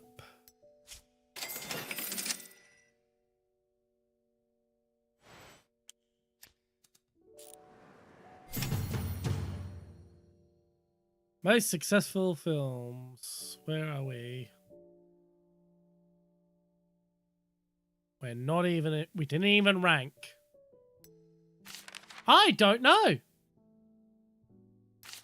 We will find out.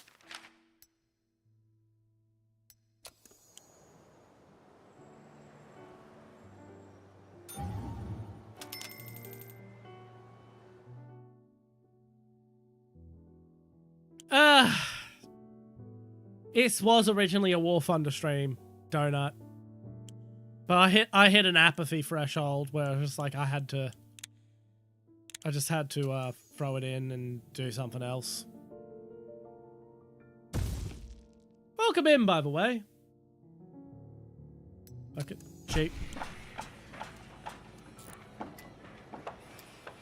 I need another fucking soundstage if I'm gonna have multiple movies being produced at once. Fantastic.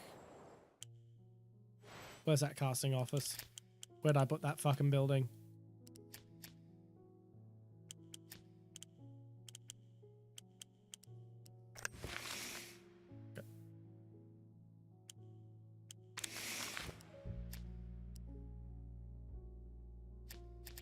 Where'd I put the casting office?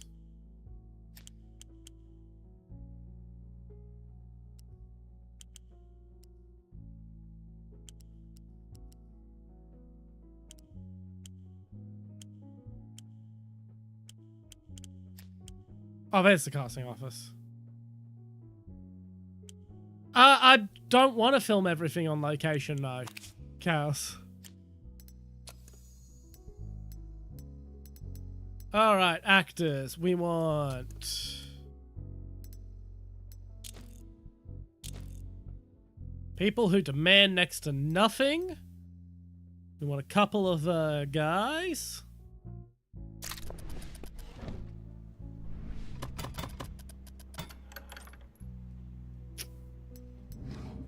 We have nothing else to offer but money.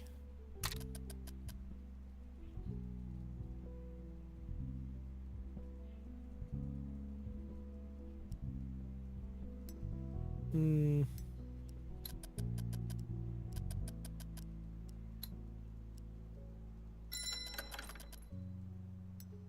1.6K for a movie.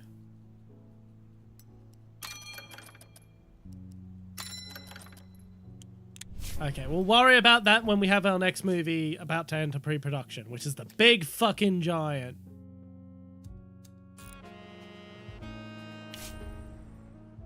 Lydia Globe.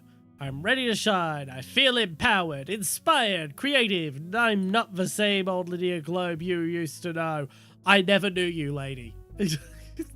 Always squeaking like a little grey mouse. Now I can roar like a lion. My old achievements are just a prologue, a backstory, a path to my shower of glory. You don't seem very happy about it.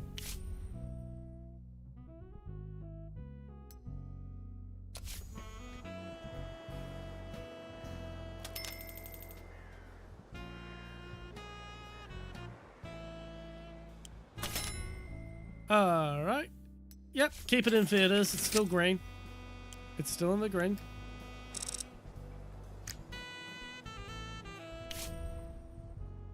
Crap.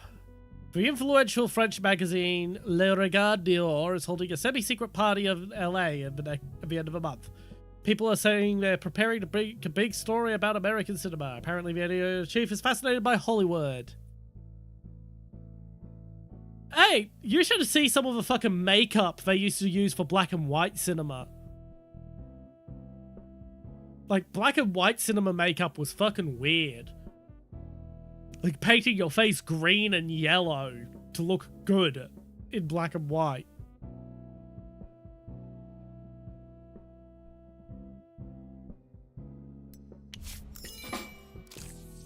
Alright, we need an A-list actor.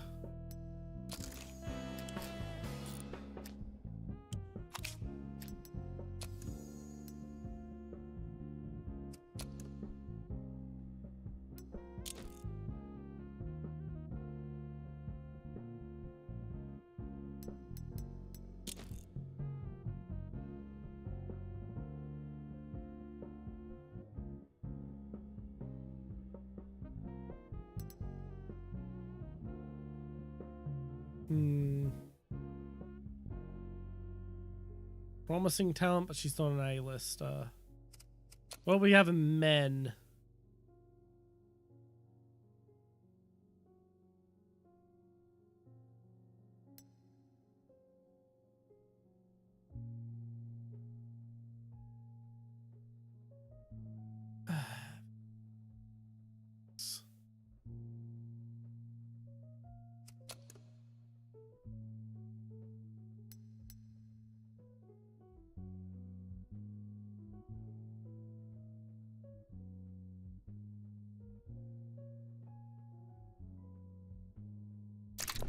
Fuck it.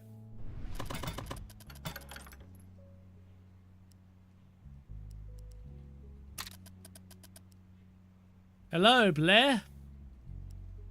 Are you about to claim to be new again? Okay, that's a new one.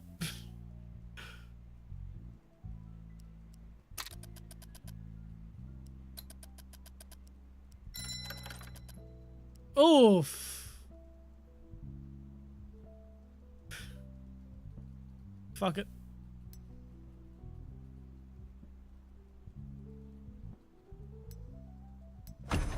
Spend money to make money.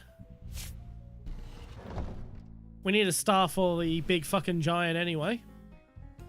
Starlet.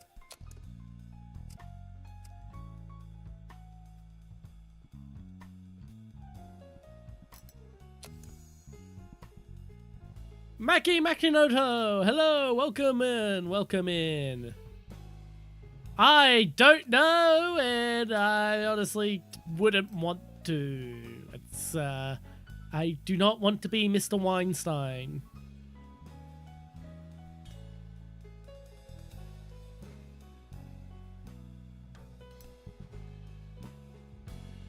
I like the cut of this guy's jib.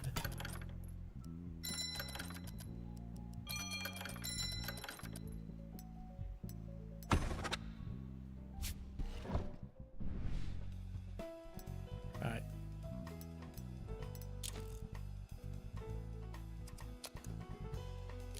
There was a guy named Dick Pierce. That is all. That's all I've got to say about that.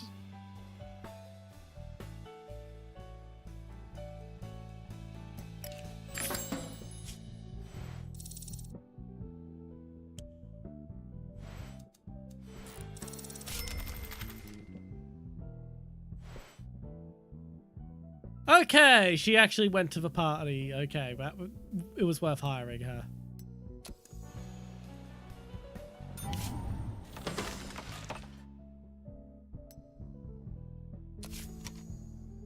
Soundstage 2. I'm not being creative with those. Sword of Christ. Alright, Christian newspaper. They're going to hate us. They are going to hate us. Alright. It's another garbage script to throw in the bin.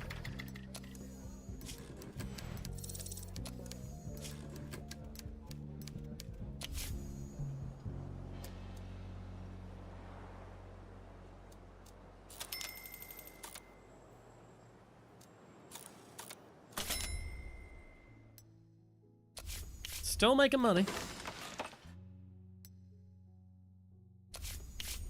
Finally, services is ready.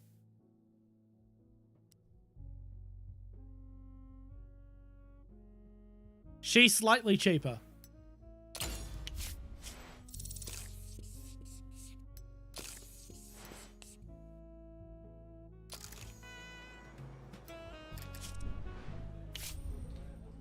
A big fucking giant.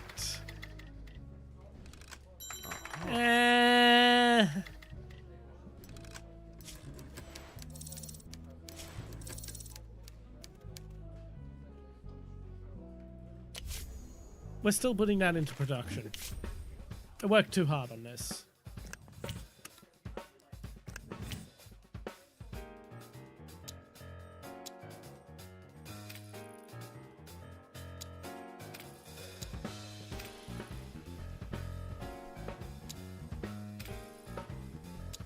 We're filming this all on soundstage.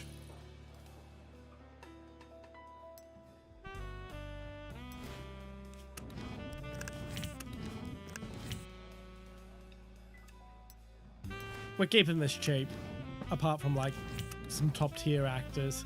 We'll have the pedophile film. What is our awkwardly named children's movie?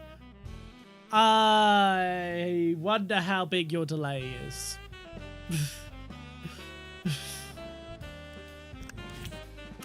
Oscar Hansen, and we're gonna have Aura Montgomery be in the movie. Sure, why not? For the evil monster, Seymour Butts.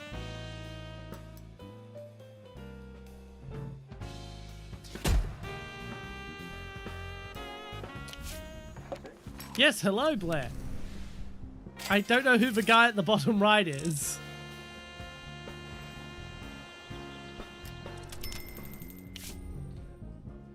I have no idea who you're talking about. A snowflake in the desert. That actually turned out pretty alright.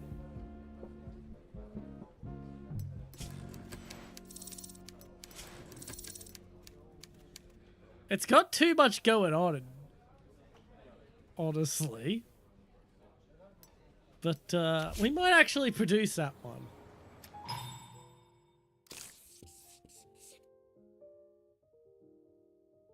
My hair is red. Why does everyone... See you, loaves. Enjoy your brain rot. Why do so many people think my hair is pink? It's red. What is wrong with your displays?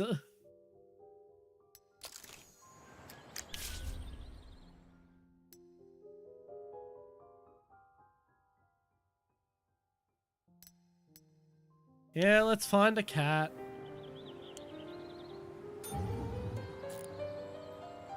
You shouldn't have brought the cat to set, but...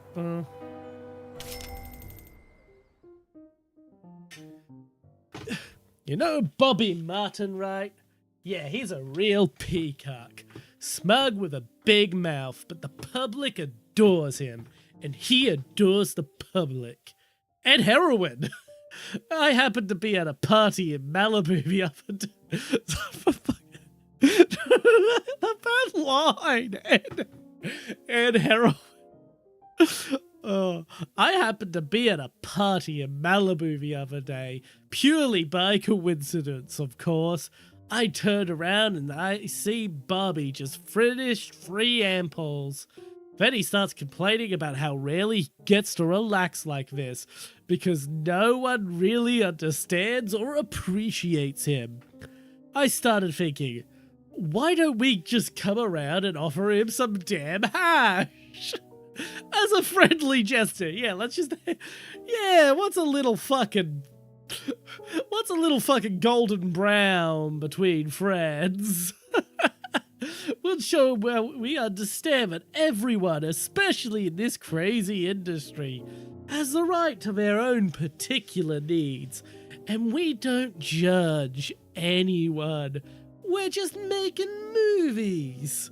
Bobby is in the last year of his contract with Evergreen, and there are rumors he's going to renew.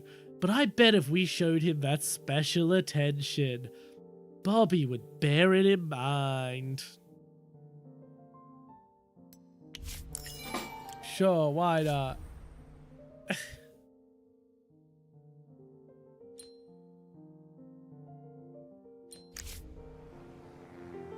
Look.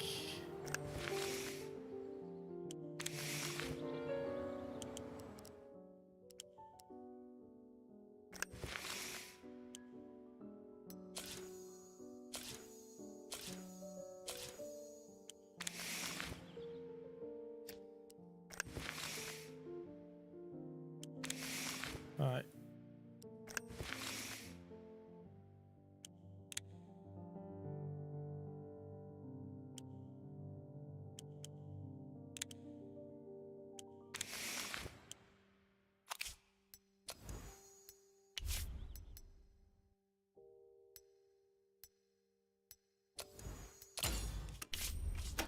All right, we need a very loyal person.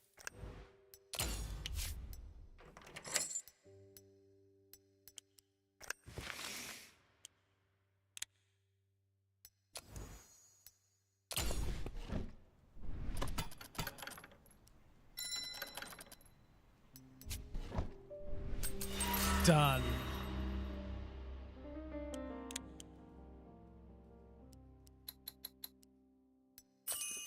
Let's get ourselves some hash.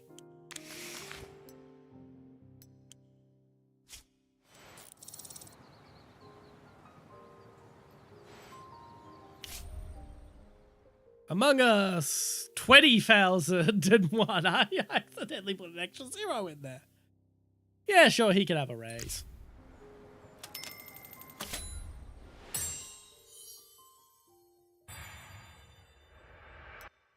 Alright, Let's get more story element upgrades.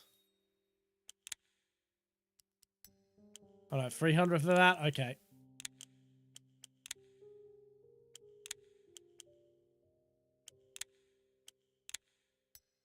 Let's get the free Lancer office. When it comes up. I'll see what you ask for when your negotiations arrive. 69. Nice. $1,000 spent on the big fucking giant.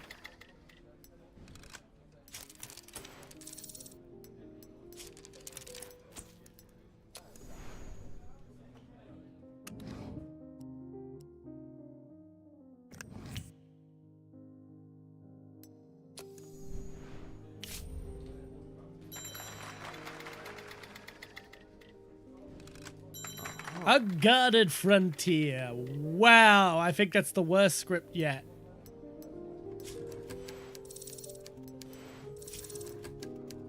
Into the bin you go.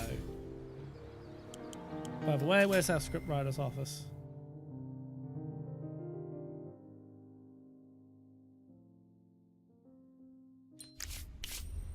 Sure, why not? Seymour Butts shot his name. Oh my fucking god! He says it was. Oh.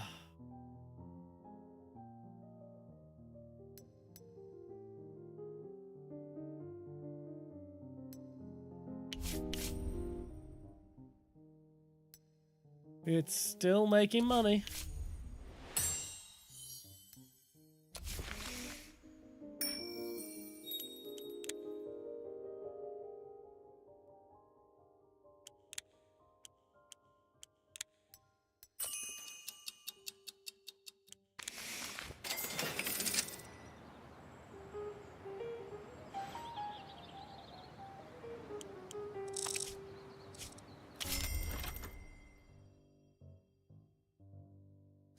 Peter Lambert, Los Angeles Police Chief.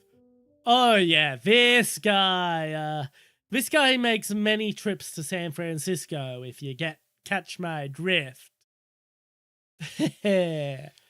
I've recently been hearing that our cinema is approaching the European model. A few years ago, I'd laughed the thought, but today I might even agree. The portrayal of the characters, the nuance of the conflict, the attention to detail. Oh, even a sophisticated cinephile such as myself has to admit we're seeing progress. And I've had little doubt it has something to do with you personally. I've released one movie. I didn't even have any... I got it as like hand-me-downs. That's why it's so strange to see policemen in films. Even today, they're still always acting like idiots and klutzes. How long can this outdated nonsense go on? I assure you, in real life... Oh my god, this is... I was joking that this guy looked gay. I think this guy might actually be gay. Police, a team of strong men and close friends, always ready to lend our broad shoulders to those in need and shield the persecuted with our mighty physiques. A true brotherhood. We're like modern-day musketeers. Maybe it's time someone makes a movie that shows the police risking their lives for the people. Show everyone who we really are. I know how to show my gratitude and having... Yeah, yeah. Yeah, I will make that film. I will make a film about gay cops. What? How are they getting worse? How are these spec scripts getting worse? Heroes in uniform. Right, scripts. Let's get this story workshopped.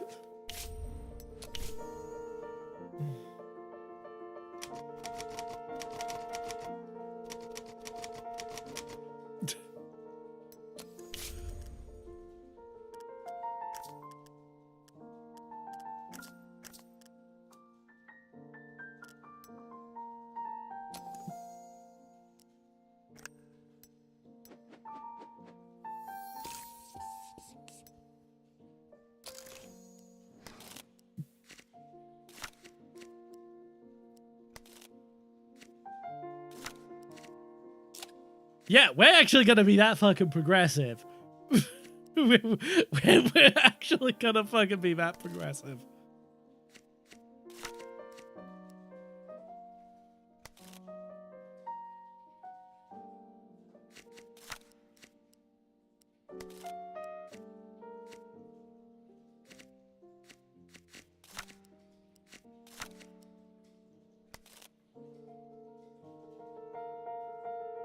Mm-hmm.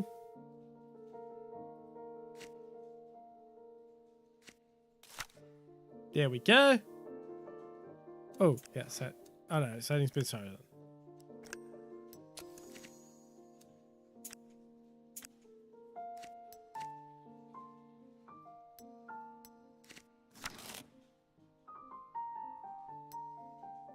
Yeah, no, we're being progressive. We are being absurdly progressive for a film studio from the 30s.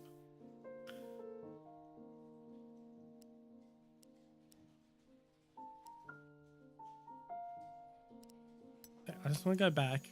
We have mostly action, okay.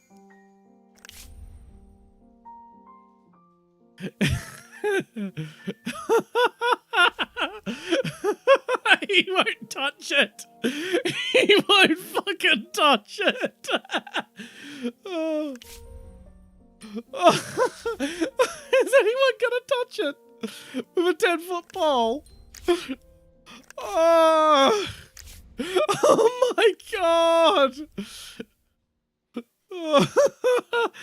No one will touch our story about a gay cop.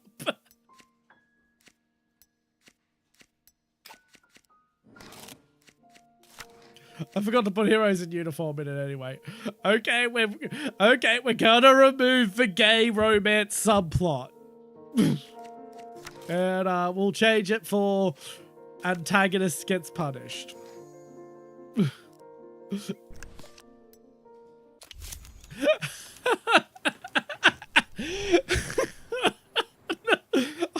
one would touch it with a 10-foot pole.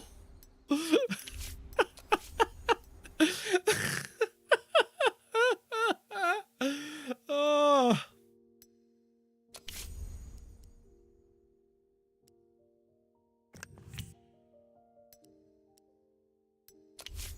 Well, we got historical Wild West cop.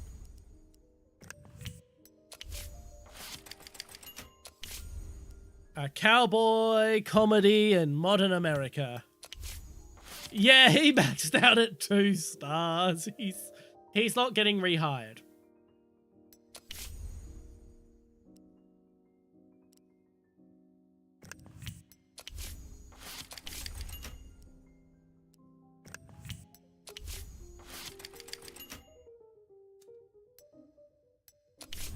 Got one last fucking scriptwriter ready to go, so... Wait, let's go. I'm just calling it penis. I will rework this once I remember what the scriptwriter's capable of.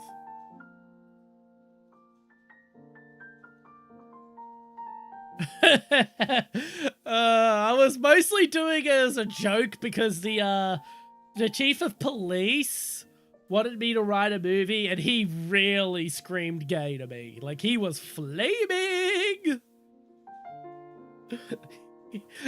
He was fucking flaming. He was so obviously gay.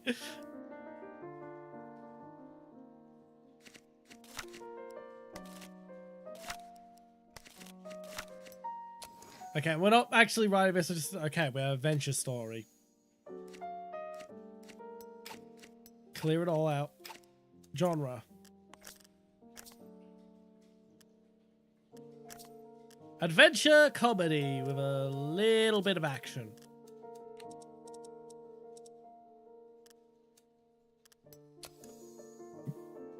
Set on a tropical island.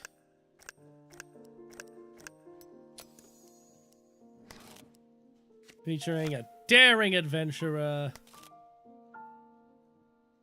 against a tribal chief with a damsel in distress, a sidekick,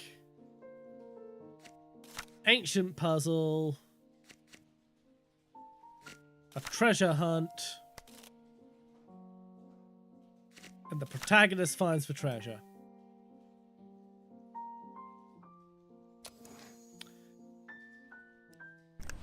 Herbert Montgomery, you're on it. It's not going to be good because he's shit, but I just want to get... Like, he's idle. I'm already paying for him and he's idle. I need a tech support office in pre-production. Not quite there yet. Let's have a look. Probably. Who's free? Skill. Not really, no. Craig Campbell's the next closest and he's at 1.6. And he hates one of a few genres I don't already have a person for.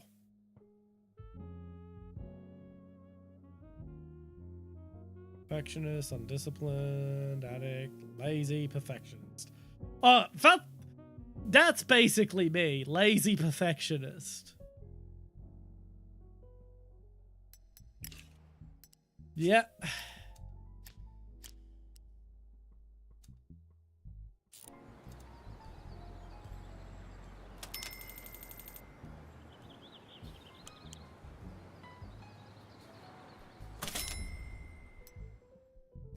It's still making money.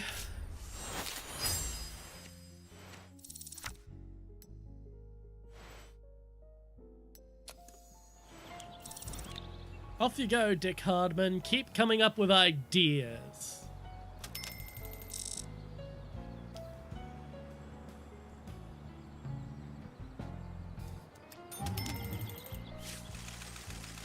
Hey! Anti-prohibition.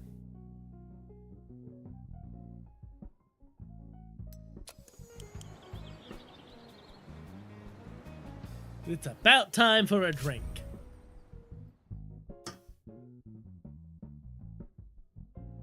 Roy Spencer. Production on I Swear This Isn't a Porno is about to wrap. There's just one last big kiss scene on the collapsing bridge left to film. It's a dangerous stunt, very complicated. We're using Sergio the Handyman for the stunt tunnel. Sergio is brilliant, but you know why they call him the Handyman, right? Usually it's no big deal. This is show business here after all. But he'll be playing the scene. Okay, yeah, I will. I want to keep the. I want to keep the mayor's daughter clean of the scuff for at least the first film. This is Hollywood Animal. It should say so over on YouTube.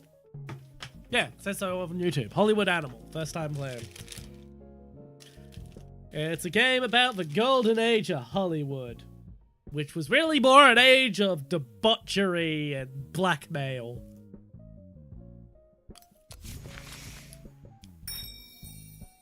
Right, tech support, so scouting office next, I guess. Or do I want sets and pops? Because you're viewing it as a terrible resolution. Please set it higher.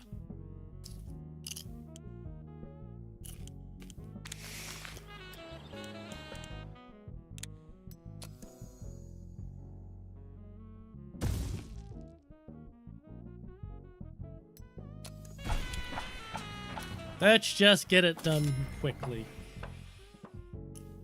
Cheap and quick. That's the way we do things in Hollywood.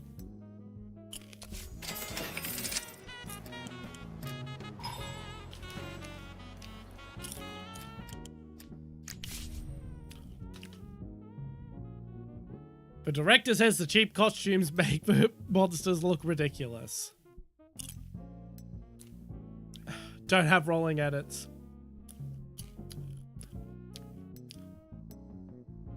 Fuck it, it's only $2,000. It's not like we're breaking the bank here.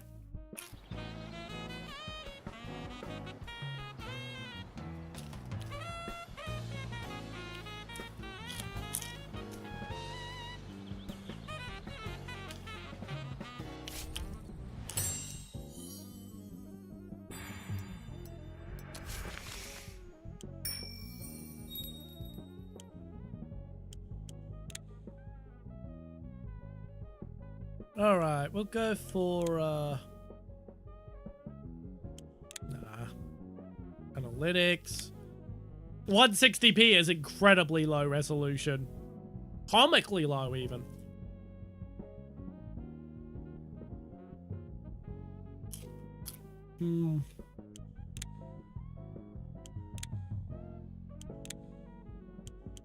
Let's go for orphanage visit. It's quick.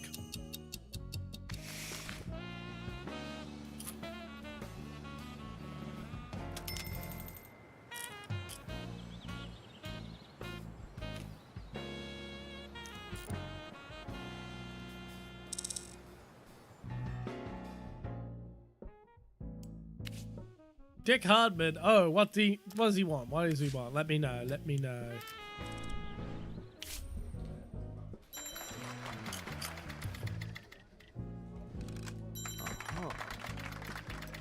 And into the trash it goes.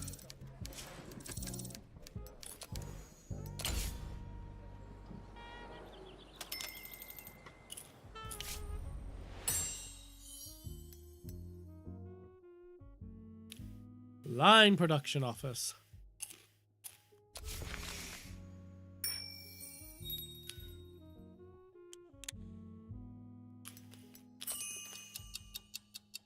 Production support.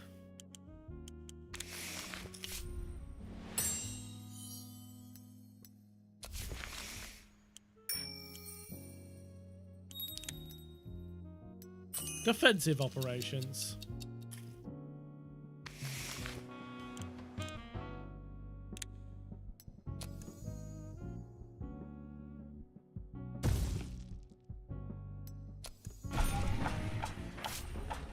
Because you set it to audio only. You do know what that means, right, Krupp? Oh.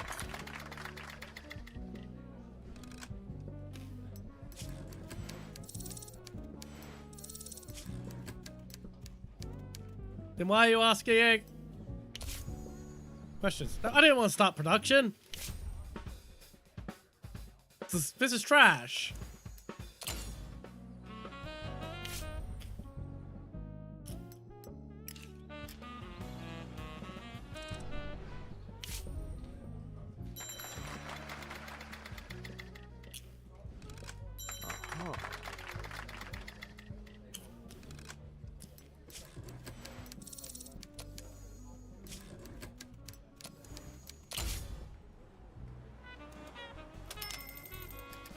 Oh shit, I still have...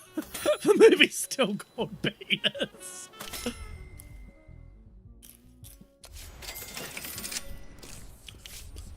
The really big fucking giant.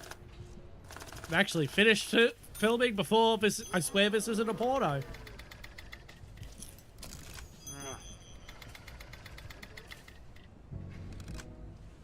The critics are gonna hate it.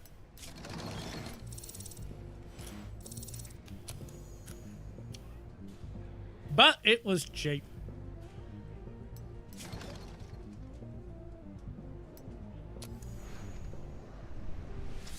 Off we go to post-production.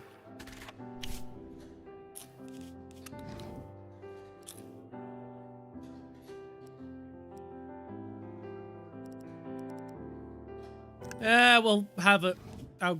No, actually, we'll have our second, number 2. He's not very happy, but just give him a bottle. He'll be fine.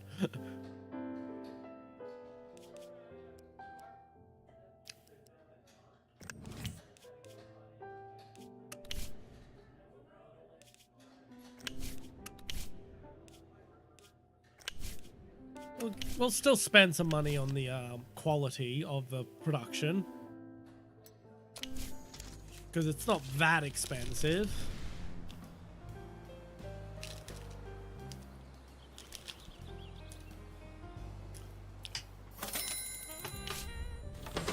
Right. Technical support. We can finally buy better equipment. Fantastic.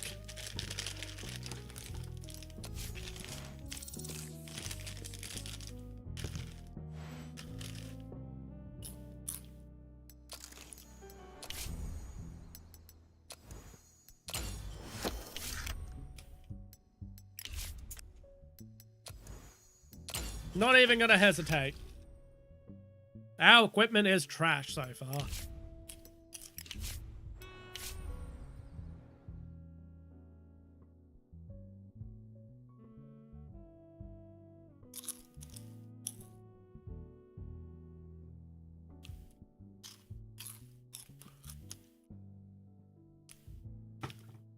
Yesterday, Chelsea said she was tired of looking at the same old LA sun. Chelsea isn't real, but don't worry, I'm not crazy. I invented her specially so I could push all my vices onto her. Oh my god, this woman is...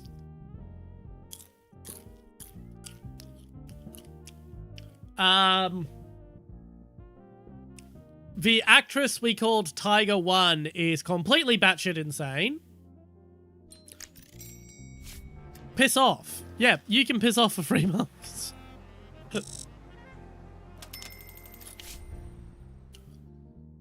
Yag Tiger.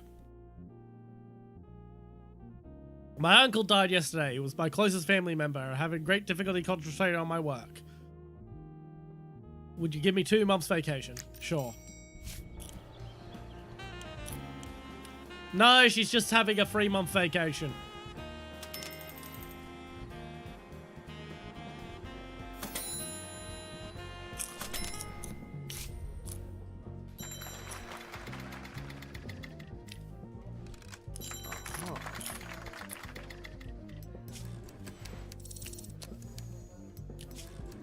Yep, more toilet paper.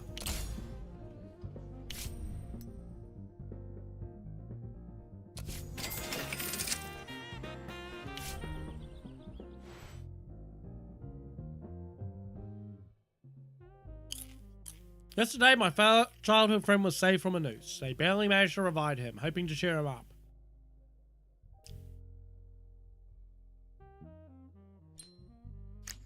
Sure, you've already done your job. I swear this isn't a porno.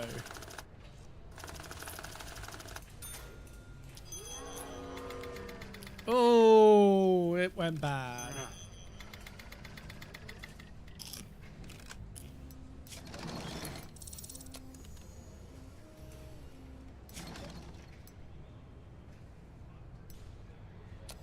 Right, time. Honestly, I just assume half of you are watching audio only.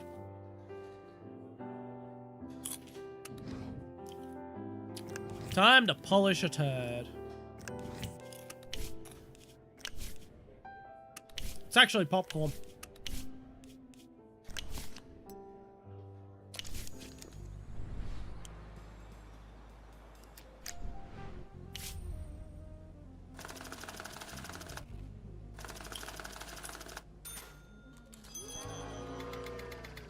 Oh my...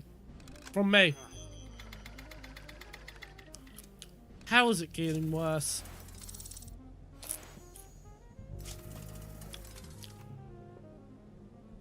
These posters.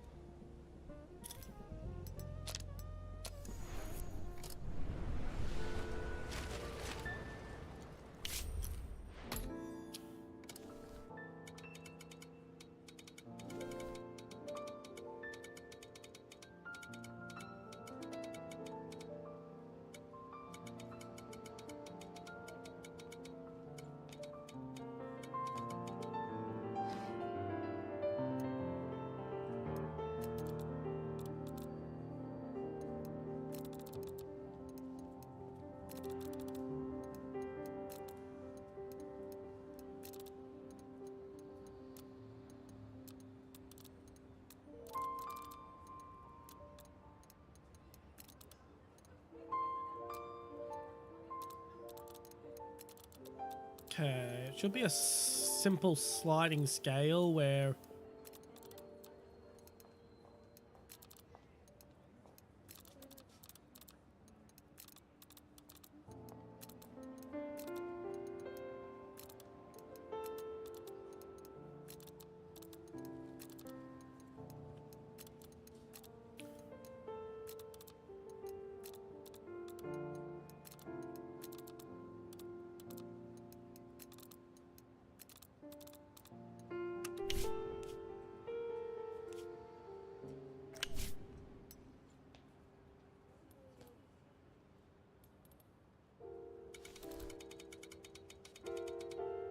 bump it a bit to get the film a little time to continue printing.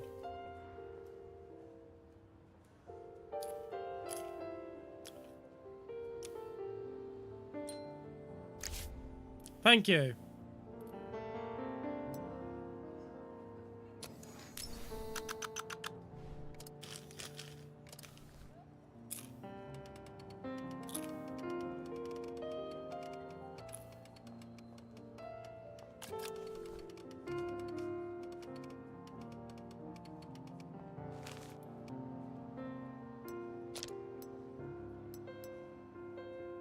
Of a whole family. Never mind the fact that it's literally called...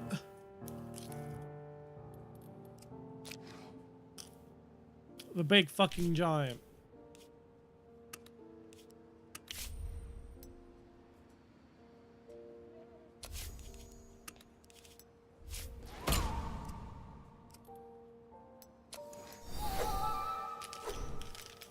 All right.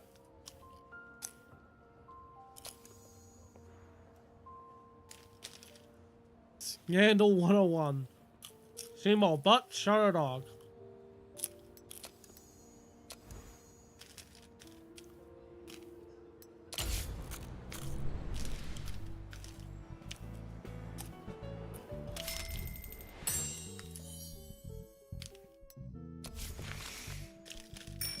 Hey, our legal's improved.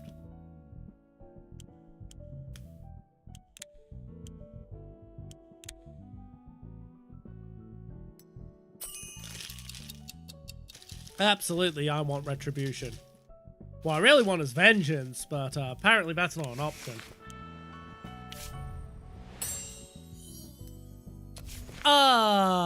We now have a supply of golden brown. Yeah, let's get cocaine too.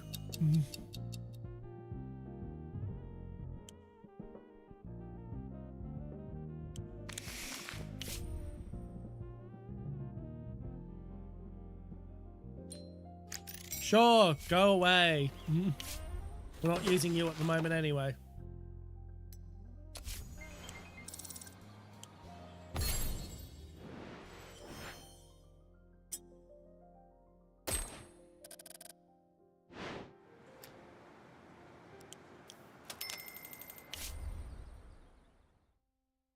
Thomas Adkins. Until very recently, I owned a small distillery in Sonoma that I inherited from my grandfather. Yesterday, the manager called and claimed it burnt down. Okay, distillery burnt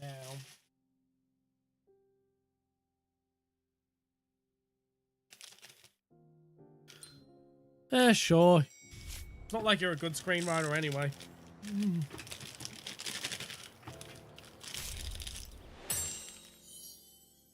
Orphanage visit.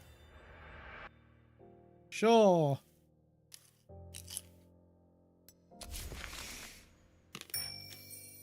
Why not?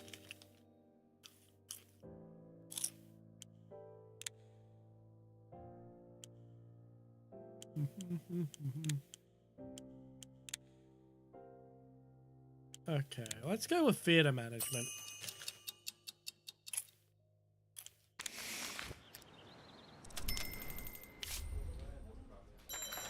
A very gay cop. Oh! It's probably my best script so far.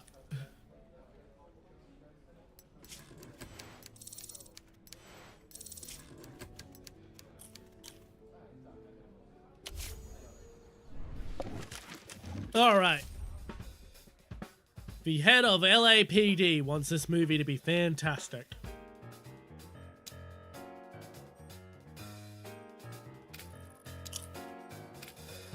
Everything's being shot on location.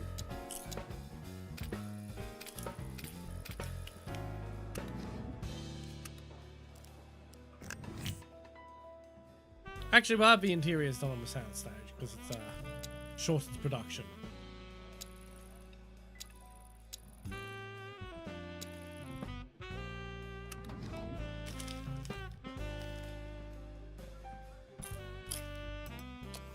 Are there any better cinematographers available?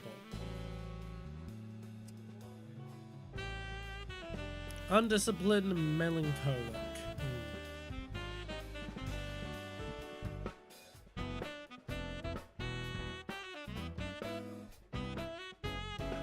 We'll go for Ray Nash. He's a little less of a wild card, just for this movie.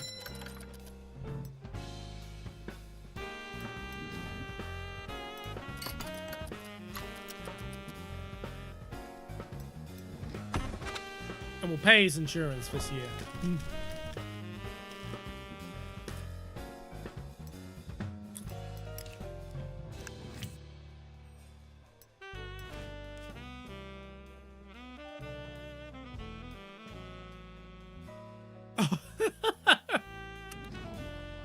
Right, we're going to be using the best cameras we have available and the best sound.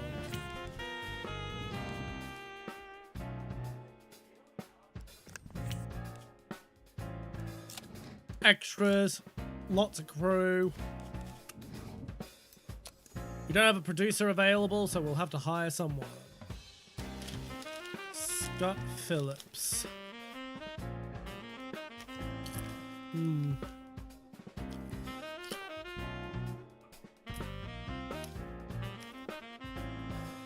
Honestly, all three of these guys are too good for this movie, so we'll go for the cheapest of the three.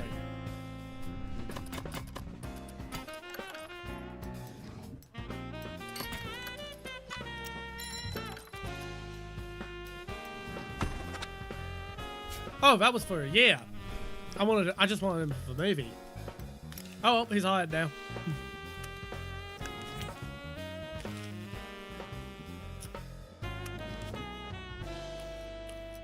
Let's get a good director.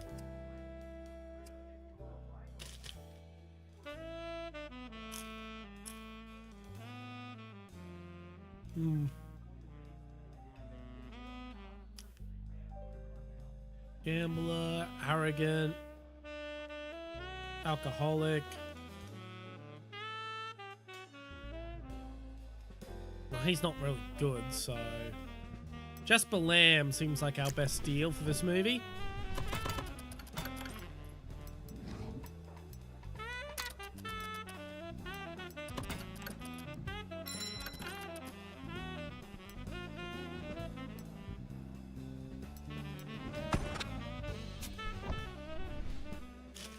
Alright. I love the Art Deco UI, by the way. The UI is fucking beautiful.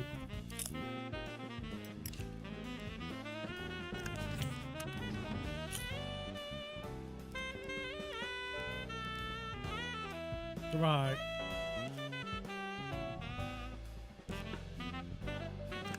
Oscar Hanson will be the cop. Hugh Jass makes for a good angry boss.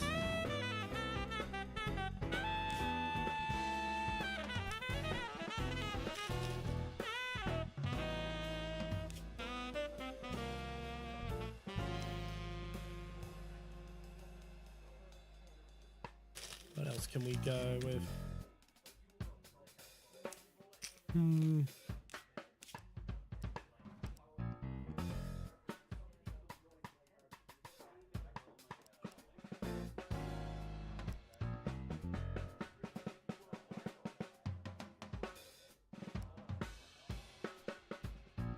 Tug Boatman, he isn't quite as good as I would like. We'll go for Amanda Hug and Kiss.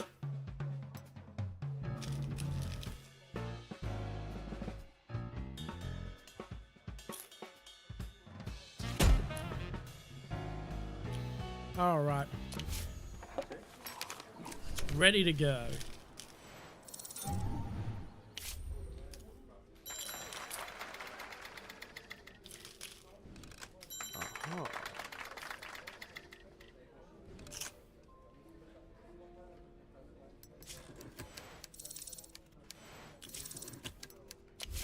We'll shelf penis.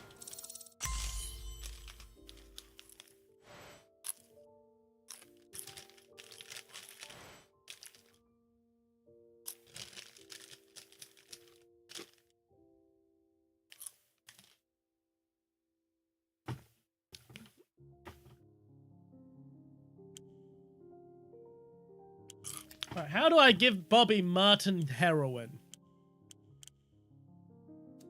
That's the next question.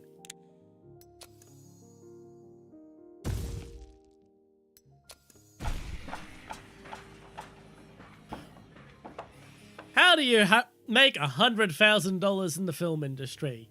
You start with 11 million.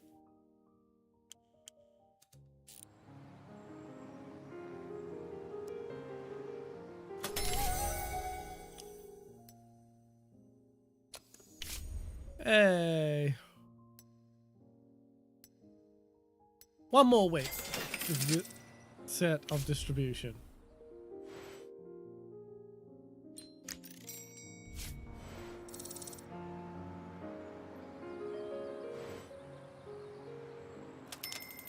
Alright, I'm probably gonna go bankrupt.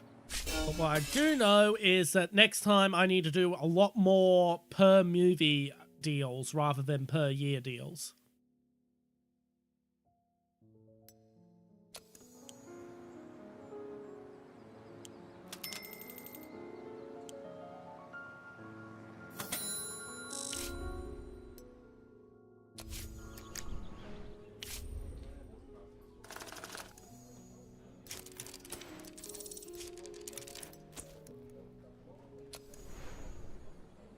Alright, I don't have...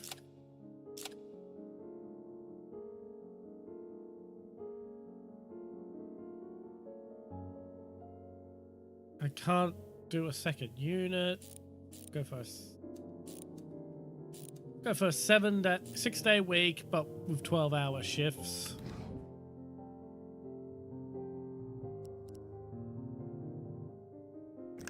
And we'll get our best security guy on it.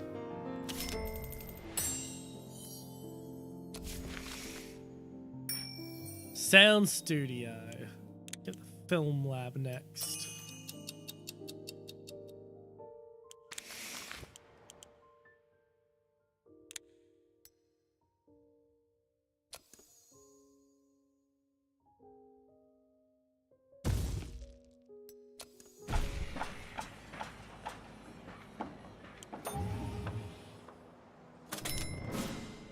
Oscar Hansen in The Big Fucking Giant.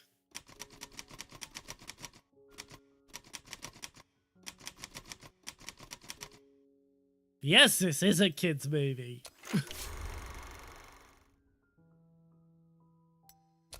And distribution.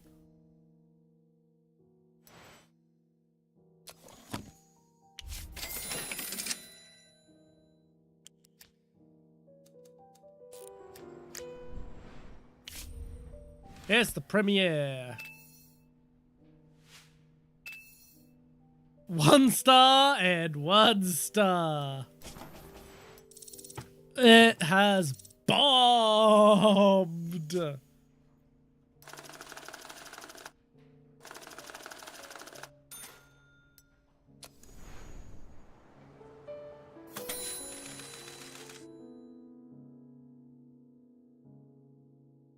Evergreen Movies producer Lawrence Morgan has been sentenced to life in prison. He was a pedophile and a murderer.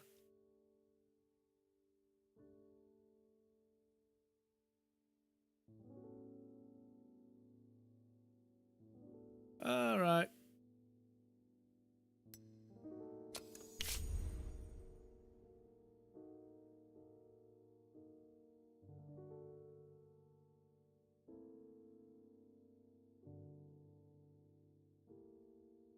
This conversation never happened.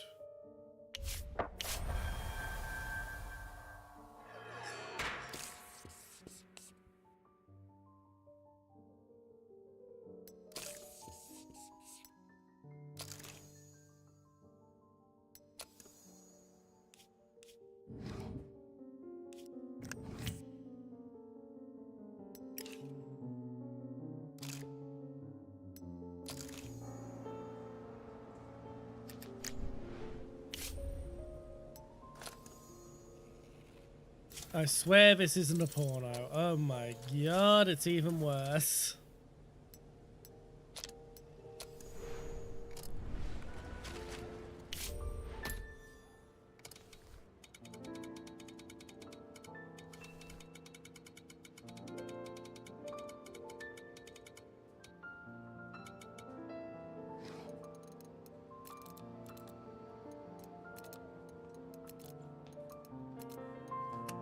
We're not even gonna show this in our fucking theaters.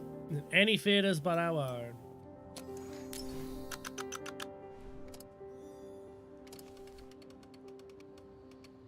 We'll give it some decent advertising run up though.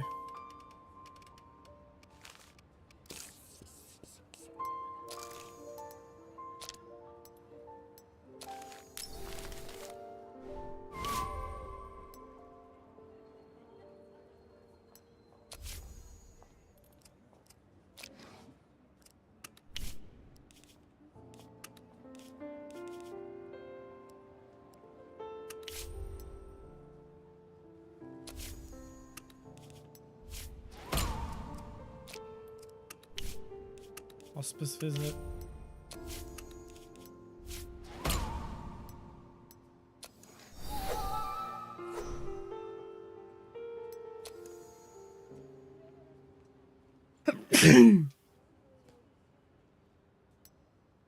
We'll take the hit to the reputation.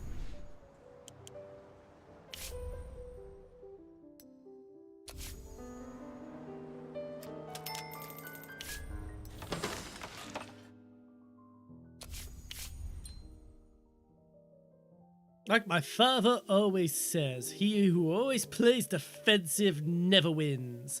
Sometimes you need to think about stability, but sometimes you need to show your teeth. Drop into the security department when you have a chance. Now we can put on pressure on people who aren't willing to pay ball.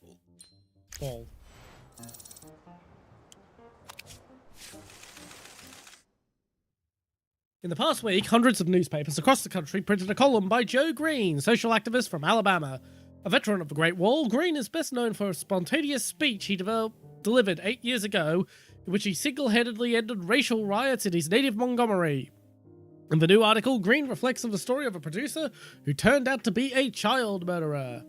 Today we turn the other cheek. Today we say a quiet prayer. Today we are willing to believe this is just an isolated incident. But if Hollywood continues to breed violence, tomorrow will be different.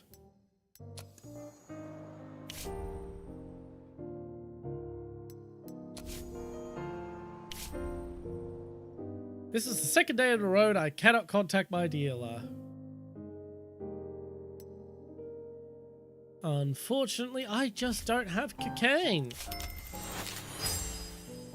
Fighting the hypocrisy of American life. Oh my god. Our lead writer's a commie. Where's Joe McCarthy when you need him?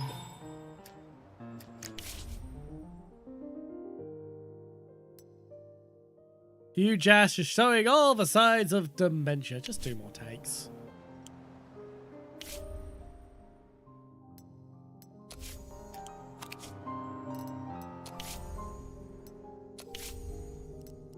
Who's my action guy? Who's my other action guy? I don't have another action guy. We'll wait to see. Action, action, action, comedy. Okay.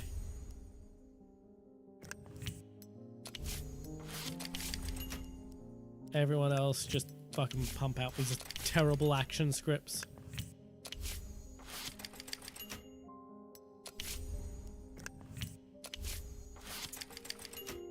Oh, I have a script that I've been sitting on in my back pocket.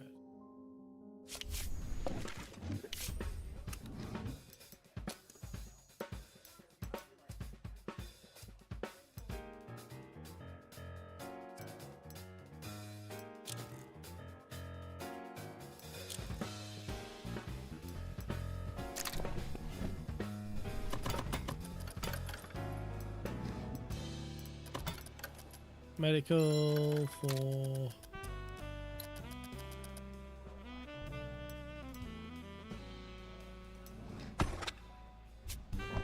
One movie, we just want this one movie.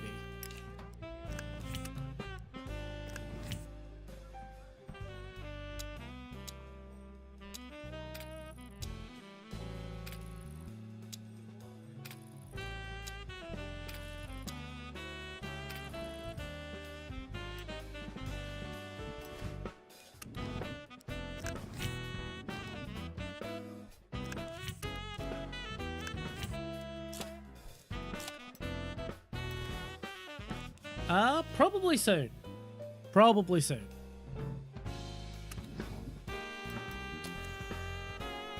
If you want to go to bed, go to bed. Don't feel that you have to stick around.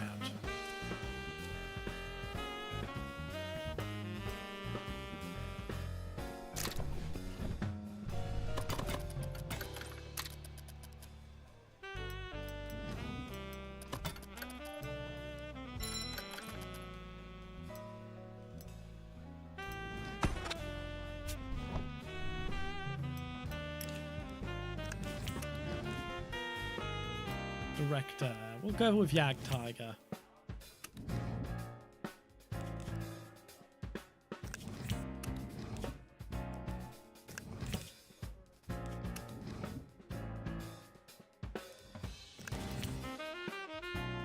We'll go with actors already on contract.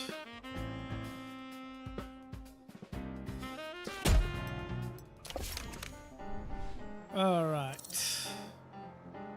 Rotten Fates. Oh my god, the big fucking giant actually made money. I was certain it was gonna bomb. It didn't make much, but it made money.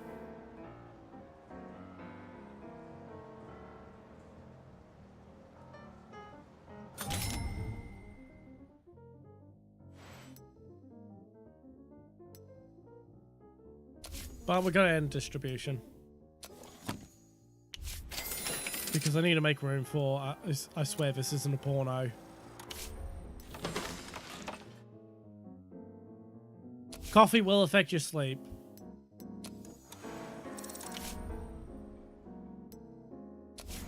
Trust me, if you need to sleep, go sleep.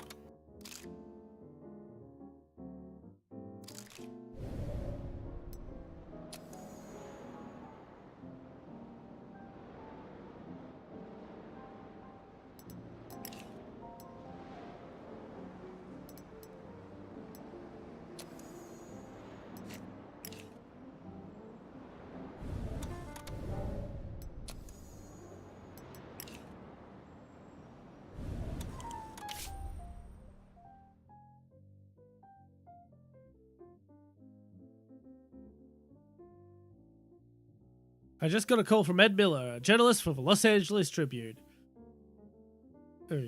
He says he fell in love with our first film and wants us to honor him with a tour of the studio. I'm no idiot, of course. Miller doesn't write about movies.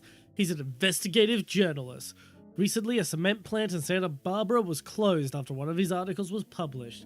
And for record, the cement they made there was excellent.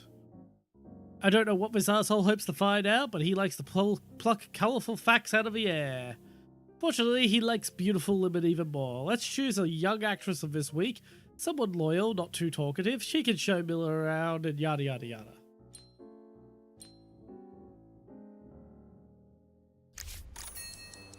Literally just then. That was Krupp just then.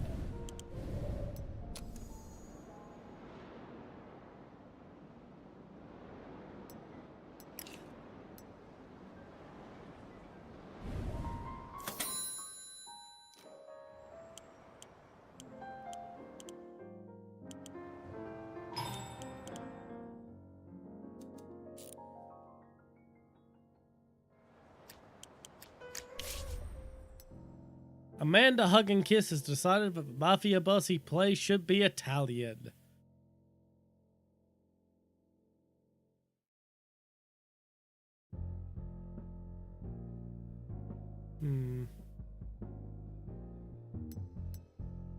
Yeah, let's give him a bit more time to prepare.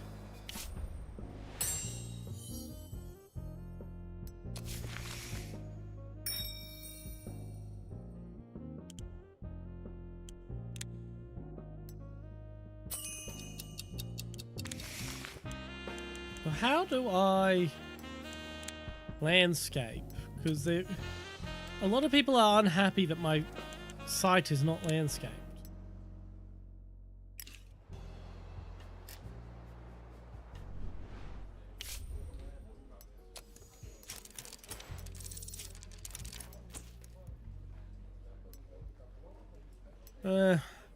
Took a little dip there.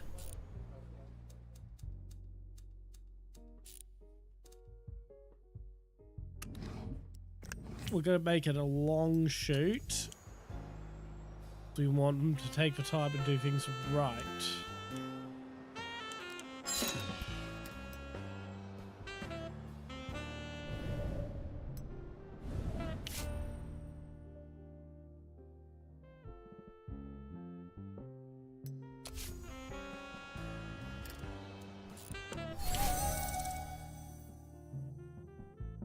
Alright, Tugboatman orphanage vision worked.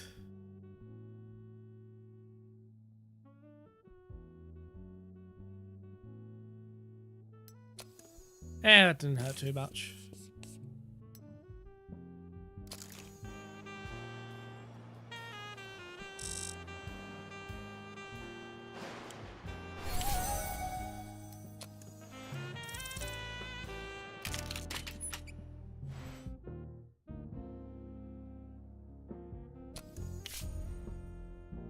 Technology manufacturers are constantly trying to squeeze more money out of us, even when the old cameras and microphones are still working just fine. Companies arbitrarily stop servicing them, supposedly because the equipment doesn't meet modern standards, but it's really just so we'll keep shelling out for the newer models.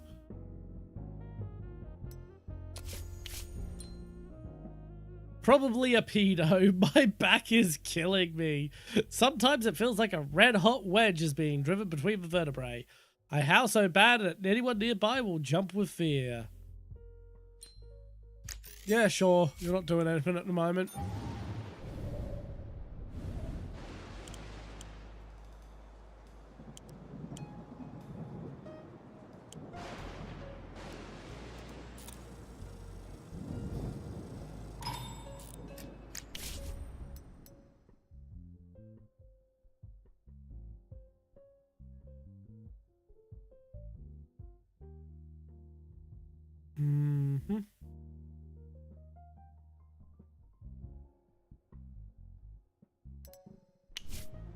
Just throw the idiot offset.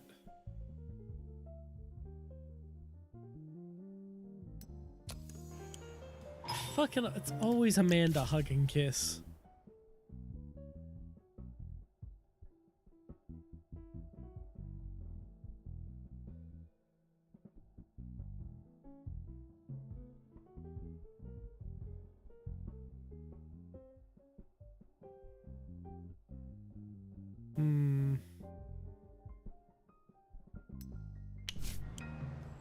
Yeah, that's sad.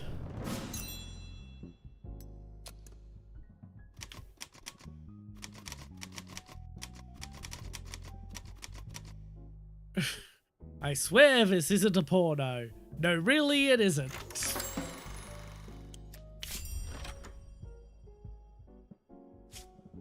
Frank Carpenter, mayor of Los Angeles. I thought only women and children cried at movies, but when I saw my princess on the big screen, I gotta admit, sir, I nearly burst into tears myself. Remarkable business you're in, isn't it? Never would have imagined. My guy, the movie's a pile of crap.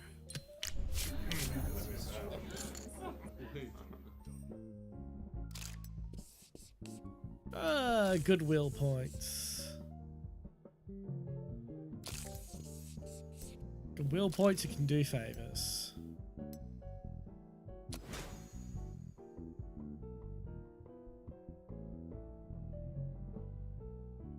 Sure. I'll swear that you're the best mayor who ever mayored and mayored.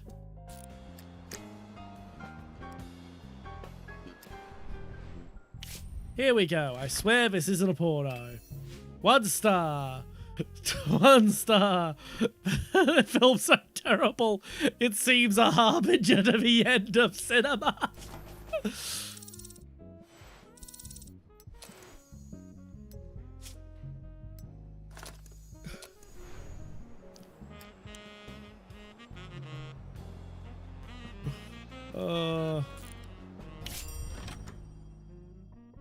Brian Doyle, bootlegger. There's one thing I don't get. Back home in Ireland, everyone was constantly telling me how to live. First my fucking pa, then the teacher, then the pastor, then the law. First chance I got, I dumped the slums for America. Land of freedom sounded like a nice change. But before I even had a chance to look around, get on my feet and start earning my bread, your fucked up government banned drinking. What the fuck, right? Back in Ireland, every motherfucker I met made it their sworn duty to decide what I could and couldn't do. But even then, they never tried that shit. The right to drink is sacred. That's what freedom is. As the people have apparently forgot, right? Well, let's remind them. Everybody here loves movies, and they want to live like the people they see in the movies, right? But let's show them a normal man who likes to have a glass... I'm fucking up my Irish accent. Who likes to have a glass or two of rye after work. Admittedly, it doesn't help that I've got a cut on my tongue at the moment. This would be good business for you. A good business for me. And to keep it nice and fair, I say let's say on the day of the premiere, I'll pay you 300,000 as a goodwill gesture. And sure, I know how to take care of my friends. I hear your industry's pretty fucked up. Maybe there's a fucking snitch that needs to get shut up. Or maybe you need to sniff out some dirt. I can help with all that.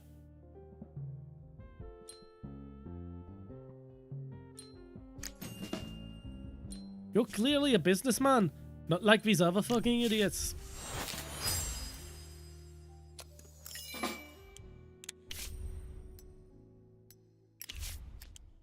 Story workshop time. Let's workshop this idea.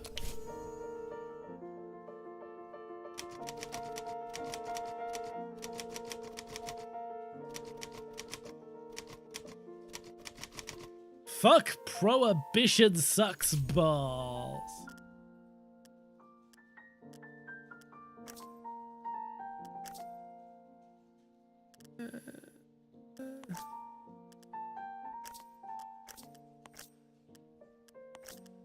Let's go for a detective thriller.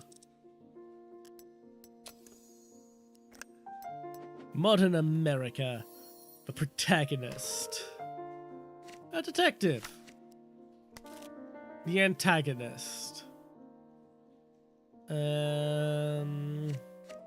Criminal mastermind. Supporting characters.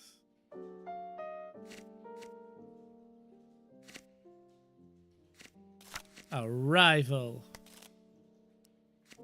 Alcohol. Shootout. Struggle for a better life. Fighting the hypocrisy of America.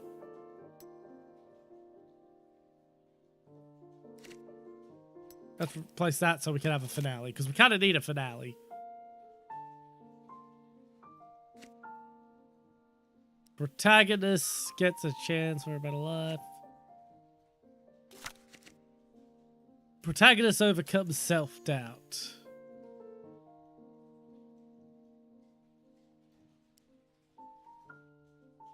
Shit. The only scriptwriter I have free is not particularly good.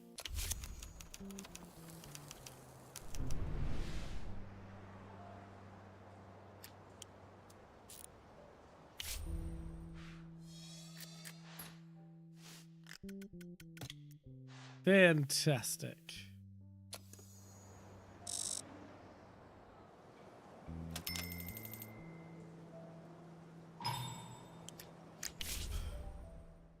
After an argument with her husband, Lydia Globe came to the set with a big black eye. Ooh, shit. Okay, we'll wait for it to heal. And in all honesty, we should have her husband kneecapped, but I don't think she'll appreciate that, even if it is the right thing to do. Alright, we can now acquire cocaine. Let's acquire amphetamines.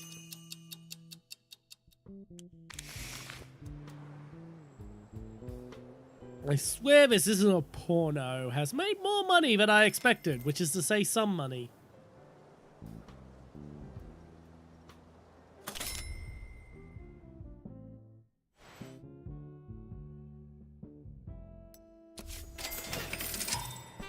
The very gay cop.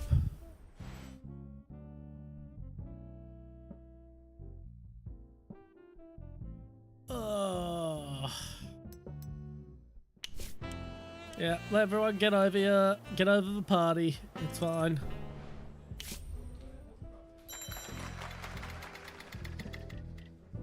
Eh.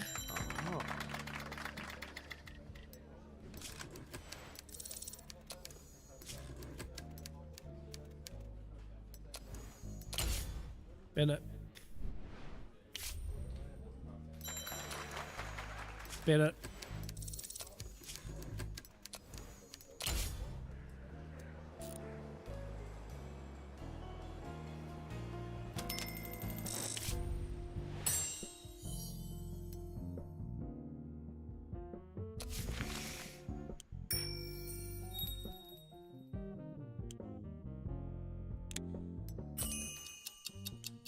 Yeah, we can do some more rap.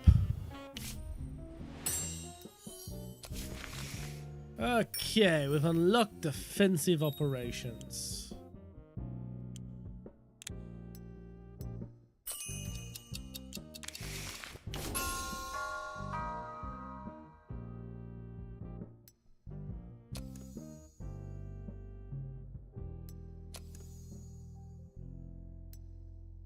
Oof. We are literally just above the fucking worst, second to worst. We are second to worst. But Messenger of Death was in the top 3 of box office for the year. And it was the most critically acclaimed film.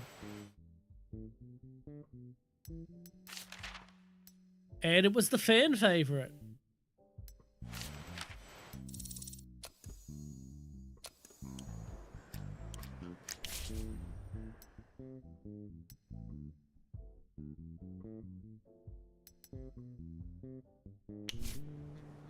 Yeah, let's just intimidate the fortune teller.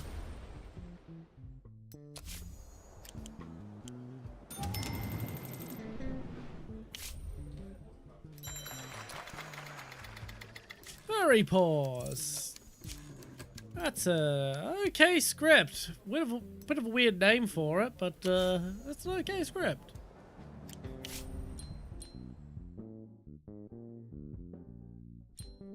No. Goodbye, Wallace.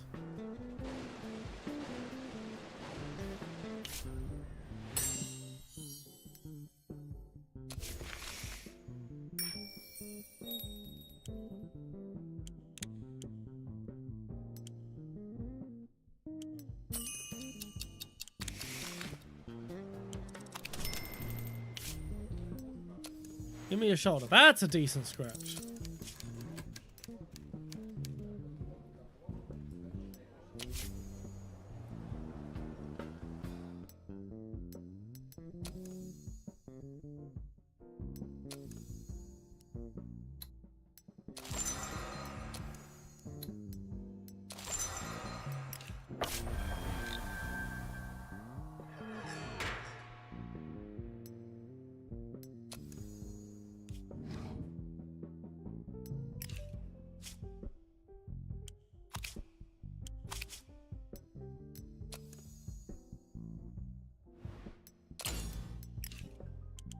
Secrets.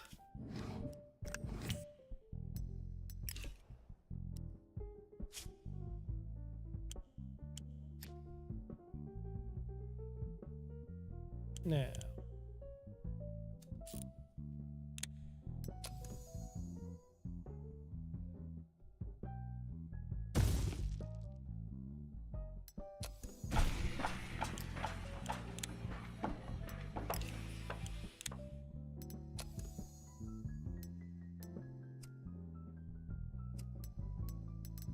Boy Center. Where is Bobby?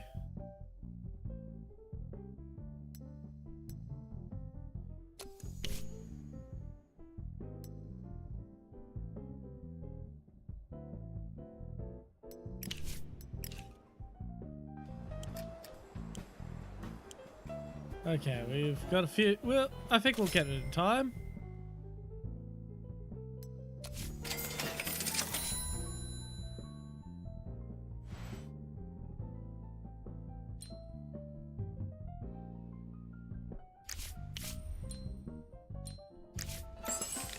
It was nice working with you two.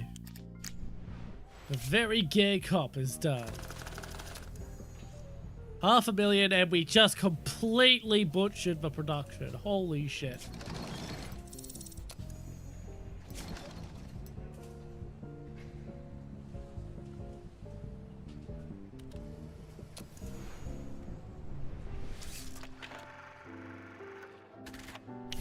All right.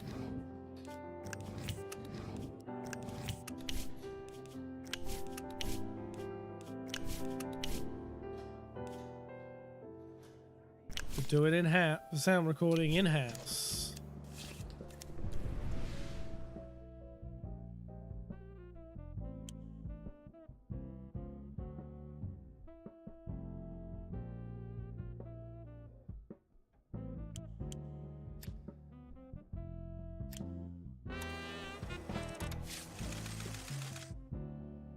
Exquisite Cinematic has published a major article called Deja Vu Whirlpool.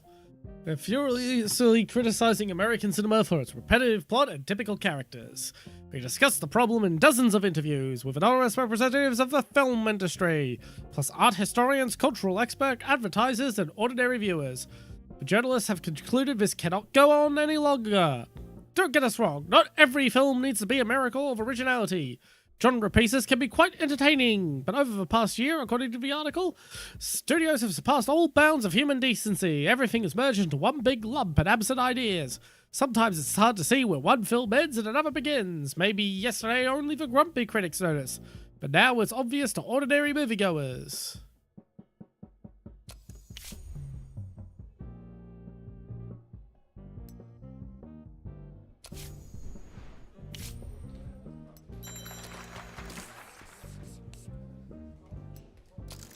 Alright. If that's the case, if it's a fresh idea, fuck it. It's all fresh, let's put it into production.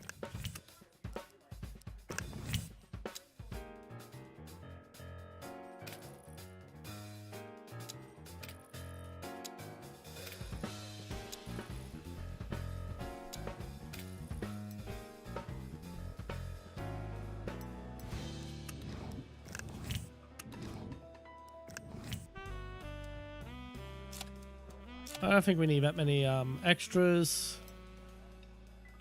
We'll get some extra crew.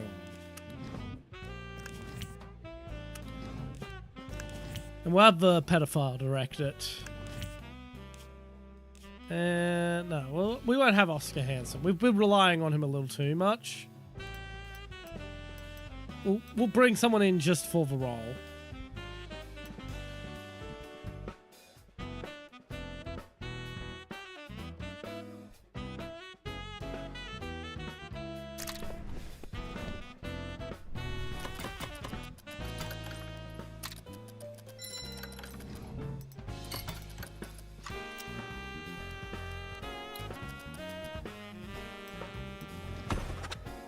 Go.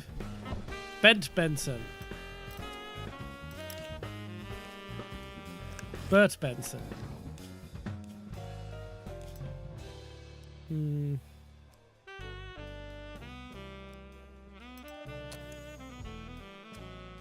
Let's get someone decent. Who's decent being the key word? Laura Ray. She's not too expensive. She's young. She's good. Probably good looking. Probably. I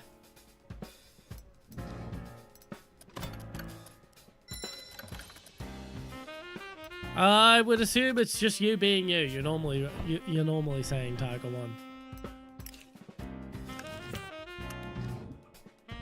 And for the murderer, we'll go with our in-house actress.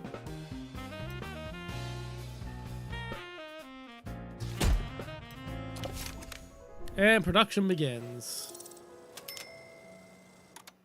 Alright, let's go to the Employment Center.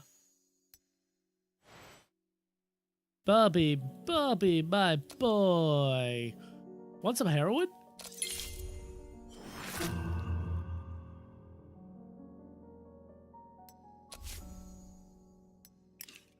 Fantastic.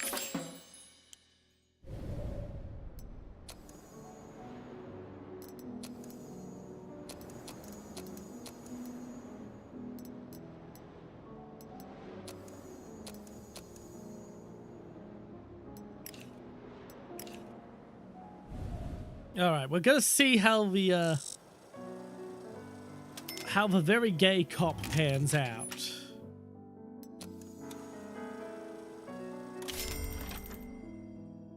Richard Stripes, District Attorney. I'd like to begin our acquaintance with a confession. I cheated on my first law exam. Yes, I graduated first in my class from university, but I'm not one to pack my office with books just to look clever. I know them all by heart anyway. So what do you think? Back then at my very first exam, I would cheat? Come to think of it, it's very American, isn't it? Our democracy is built on lies and blood. There is no other way. I'm sure you yourself have a similar story. A businessman can account for every million except the first one, right?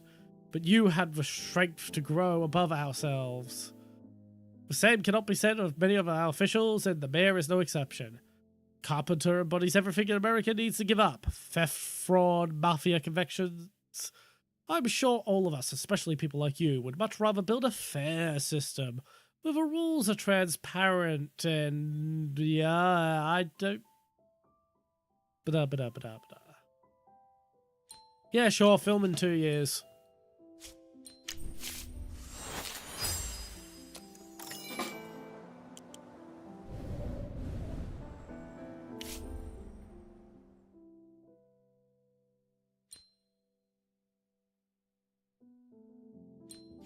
Yeah, sure, go Amanda hug and kiss. Go take care of daughters, you misogynistic asshole.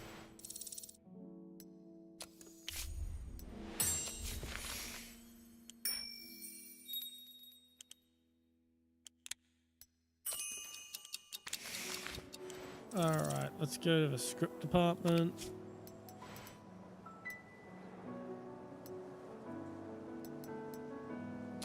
No, I don't want to demolish it, I want to go to it.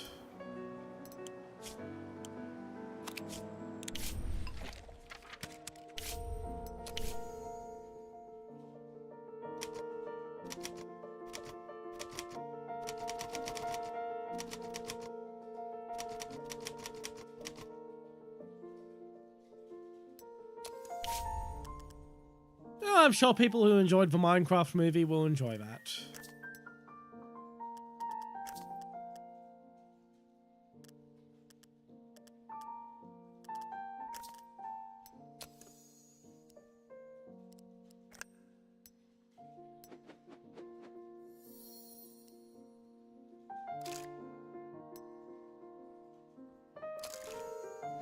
So our protagonist will be a working man, and our antagonist will be a corrupt official. Our supporting interest will be a mentor. Fighting hypocrisy. Struggle for a better life. And... femme fatale.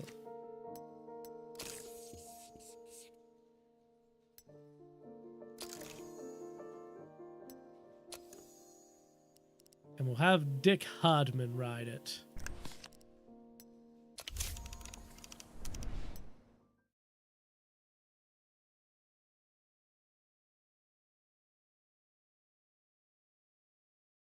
Alrighty.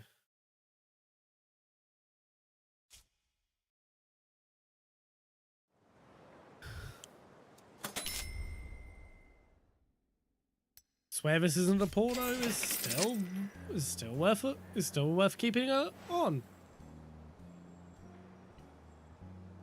It's a modest success, but it is a success.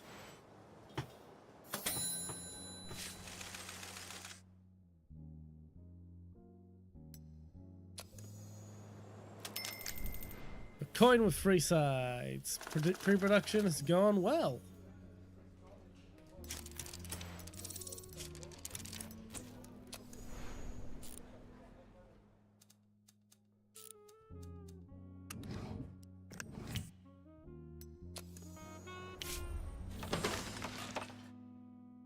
Yes, I'm fairly certain I have.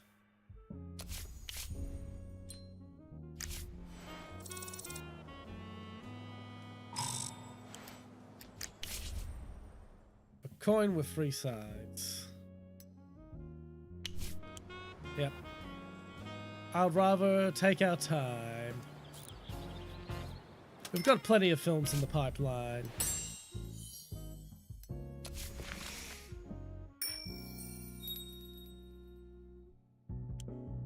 Yes, I very much want a script doctor.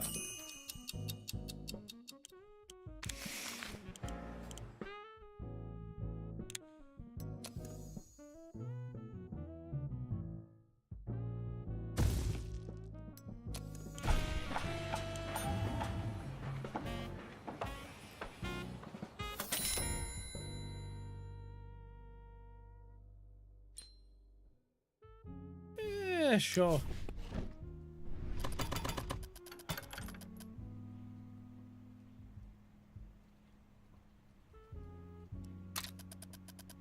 We'll go for a movie deal, but we'll go for like 3 movies.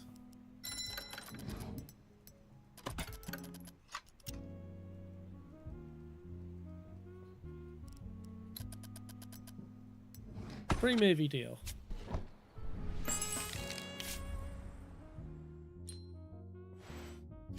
Yeah, go have your vacation.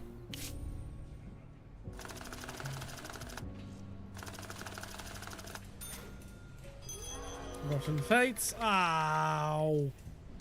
It's still our highest movie since our first.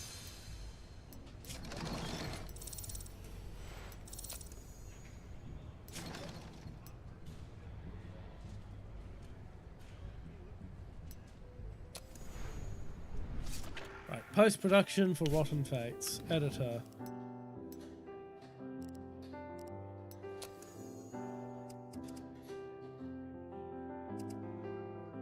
Alright. Audrey Pierce. You're hired. Work on this movie. Composer.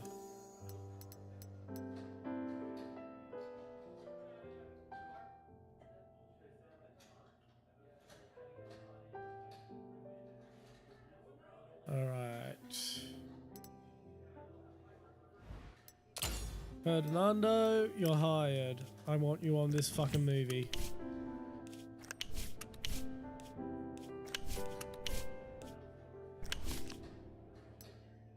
This is our best fucking film since the original.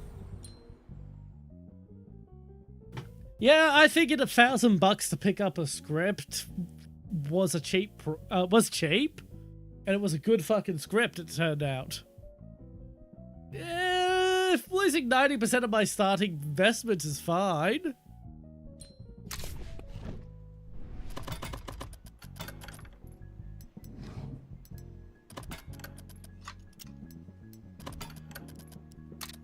What happened as a per movie deal? 2 movie deal. And we'll supply you with some more heroin.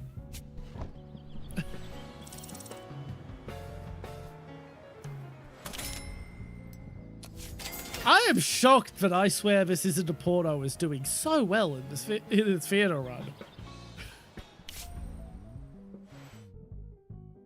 Some guy approached Aura Montgomery in a restaurant and asked for her autograph. She must have been offended because she lost her temper and scratched his face. Oh boy. Oh boy. Fucking apologize. You want some cocaine? Fine, I'll pay you 12 grand. I would think that's very reasonable, and I'll also tell you that you should probably just go sleep. Fuck prohibition sucks balls. Oh yeah, that is a pile of trash.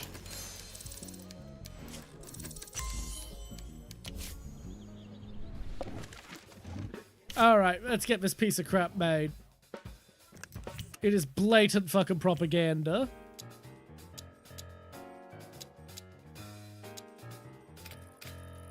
Soundstage is cheaper than on location.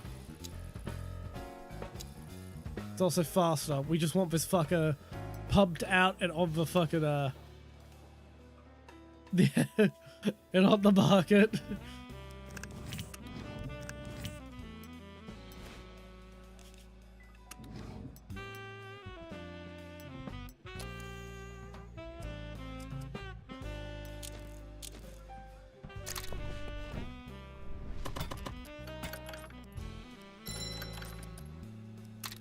For this one movie, you'll get paid $300.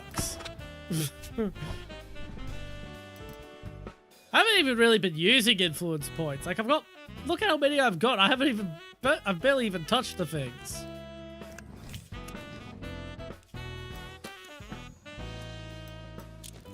Low demands. This is just a cheap piece of crap propaganda movie to get the bootlegger on side.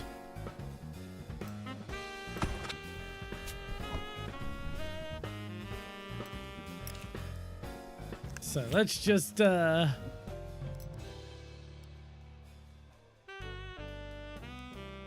mean, I'll throw Tugboat in it. These guys are already on the books. These guys are already on the books, so let's just throw them in it. Let's get this piece of crap out.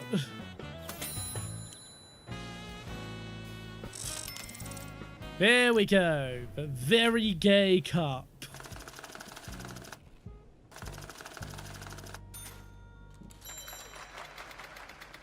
Hey! They improved the quality of the film. We polished the turd a little.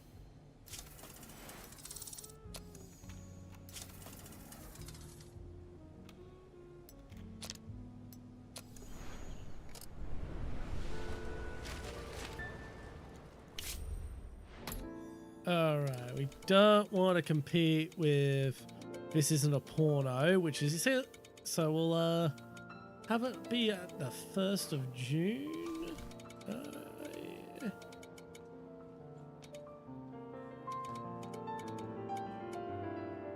Actually, we'll have it at no, 1st of June.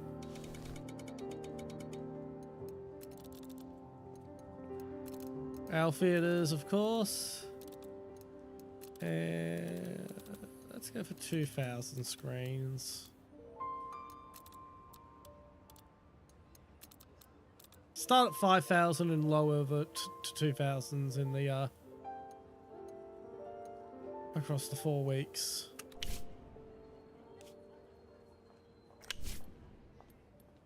Take your time printing it.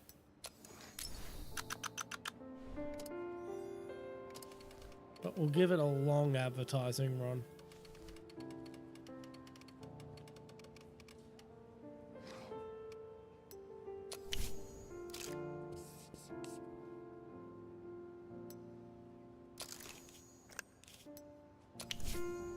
We'll give it some good advertising.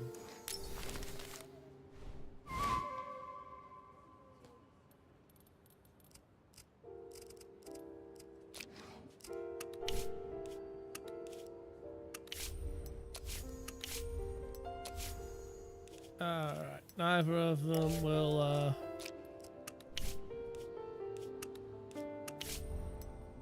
neither of them are willing to do the, tricks, so we won't use any tricks.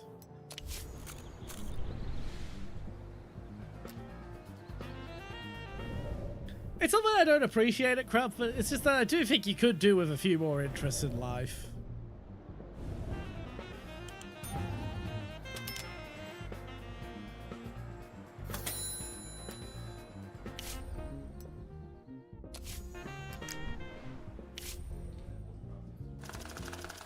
Cop, police officer, the very gay cop.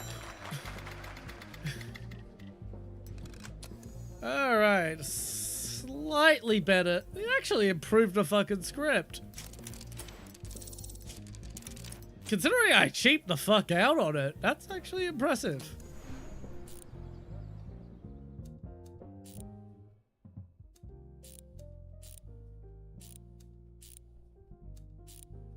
Yep, 7 hours, 7 days a week, 16 hours a day. I don't even know how to do landscaping.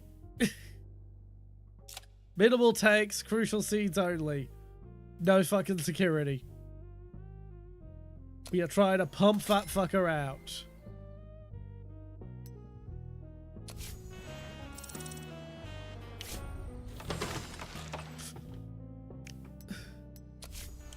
Like, where do I get landscaping? I'm not even joking, because it's really hurting. Maintenance department.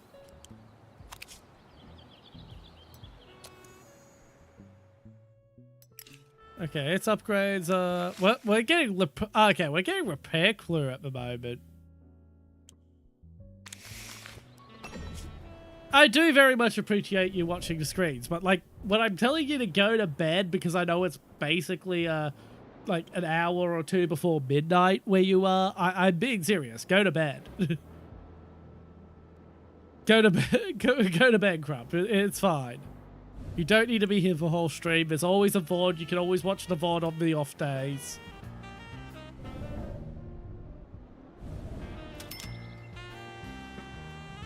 Alright. Freelance Rider's office is built.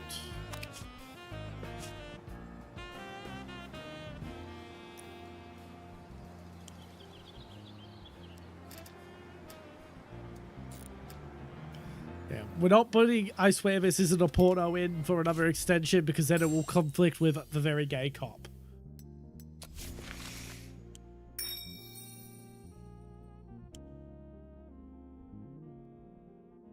Special events.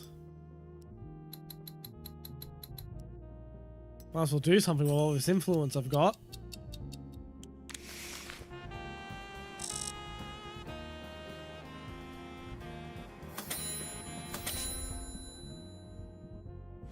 Bert Benson. Oh, you did your job. We hired you to do one thing.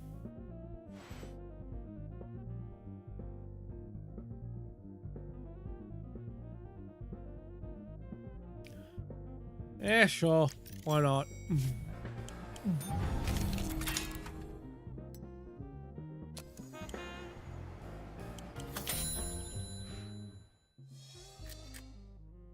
Yay! We successfully stole all the money. Nah, it's fine. You did your job.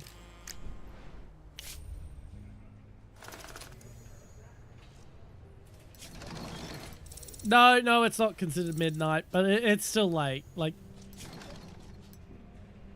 go to sleep if you're tired. Coin with 3 sides turned out pretty alright for an auto-generated script.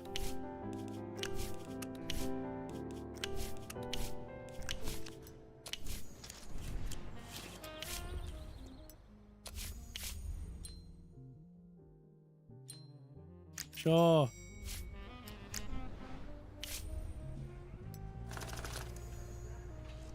Fuck prohibition sucks balls. Look at those ratings. Oh.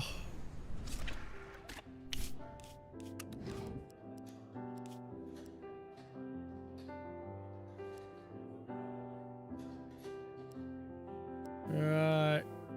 Lucy Weber, you're up. Stephen Martin, you're up.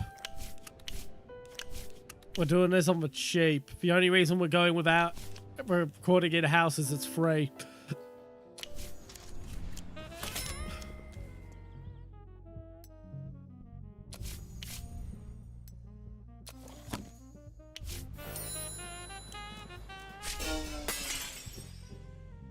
Tugboatman mixed up his lovers and one of his letters accidentally called this fluffy squirrel his honeybee.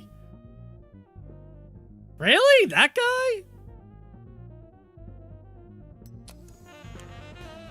guy? No accounting for taste, I guess. Huge ass. I was driving down my street today and I plumb forgot which house was mine. Yeah, sure, Mr. Senile person.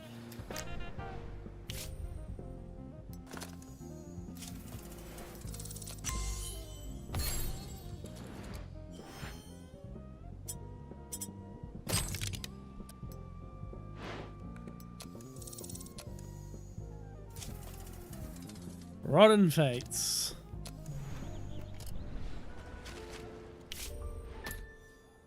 Alright, we don't want to overload him with the very gay cop, and we also, so we'll move it all the way to August. This one is the one we're putting the money into. I want everyone in America to see this movie.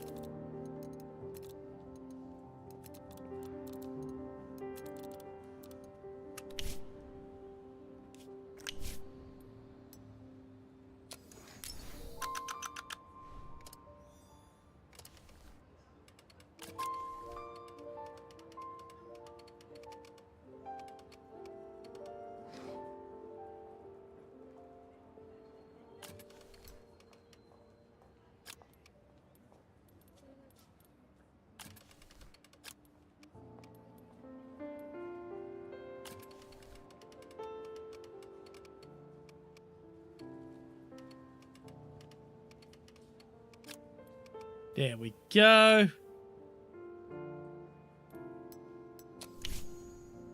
And I will spend it on everyone.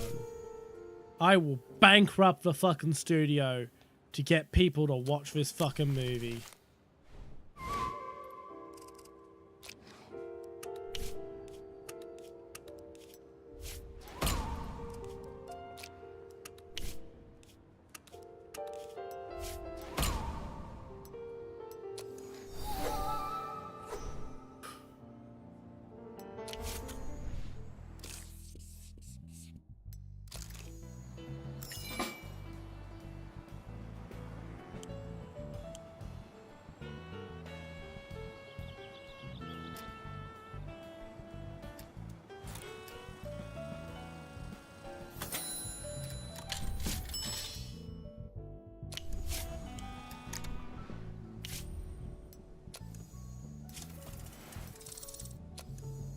Fuck prohibition sucks balls.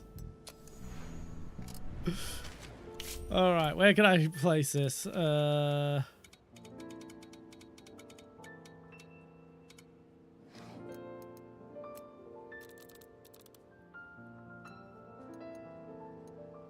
not even gonna put it in all our fucking theaters.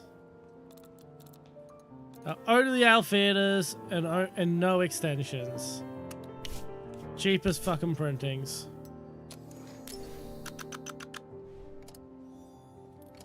No advertising.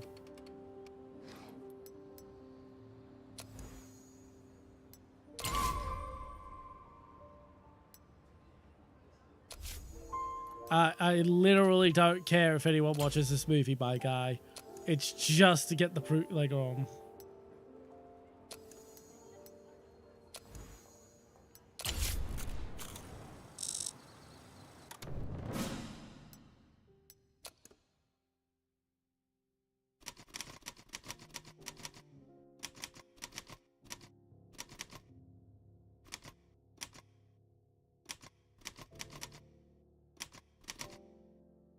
You know he's happy, quotation marks. Oh. Peter Lambert. The movie was a success. I saw a woman hug her son after the lights came back up. I'll bet she was thinking he'll make a fine policeman.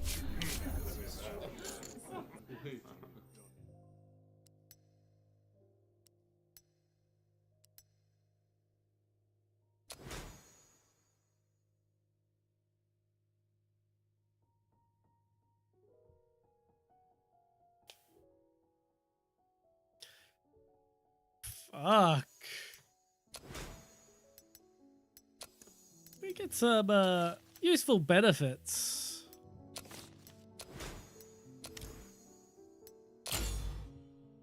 Sure, we'll let you, yeah,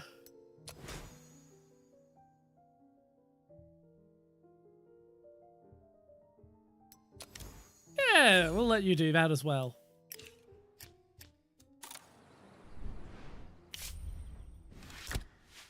Very gay cop. 1 star. Just climb the stairs a little quicker than usual. Usually you'll exceed this film in terms of spectacle. Oh.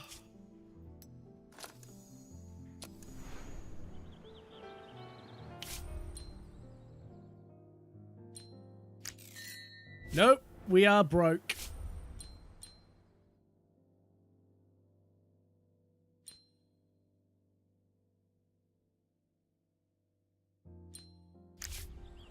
Sure.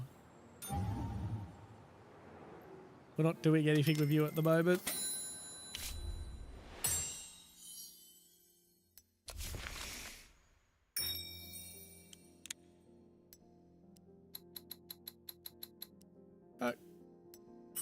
In a year, we'll have landscaping.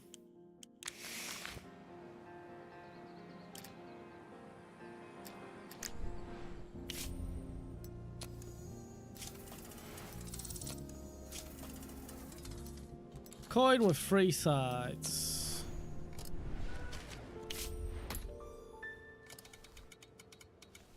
So let's give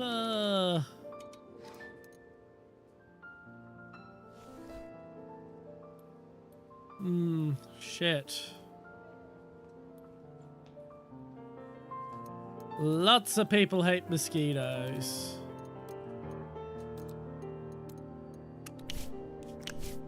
Myself included.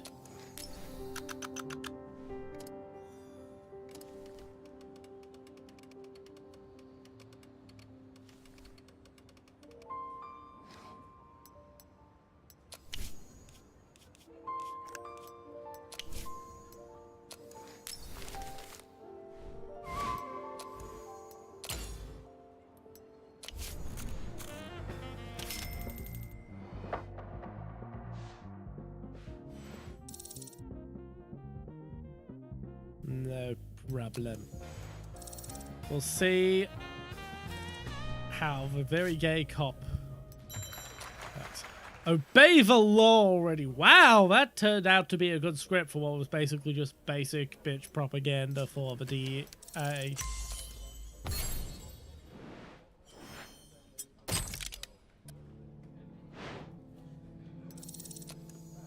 Because a mosquito's nose is about 1 centimeter, and the armor of a tiger one is several centimeters.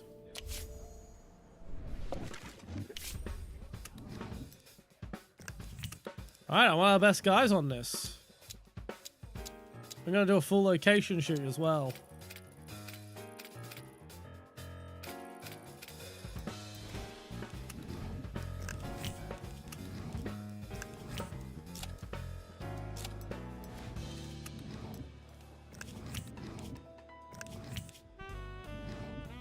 No, we need a better producer for this.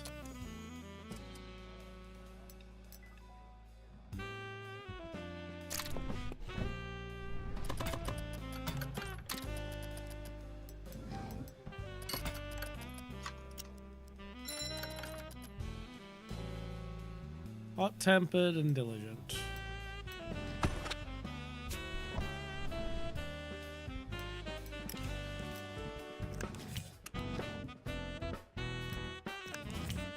We'll just go with our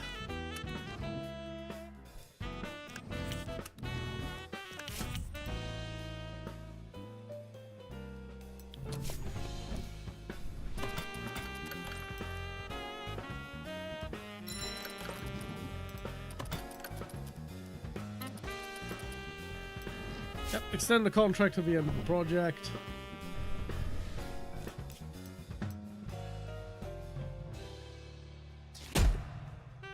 Obey the law already.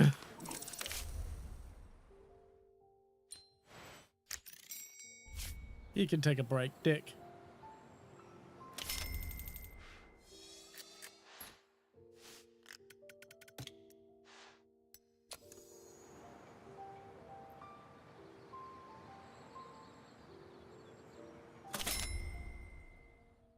All right. That was a flop. That was a flop indeed.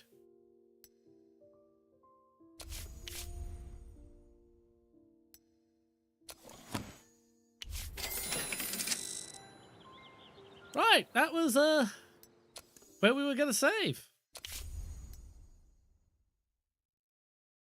1931. I don't think we're going to make it, boys. Yes, stream is ending. You can go nap. We're going to raid out. We'll see who we can raid. Who can we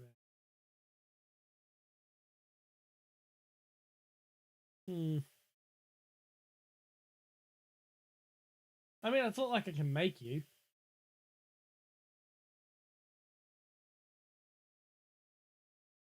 Ash AXE's doing some karaoke. We'll drop in on some karaoke, okay?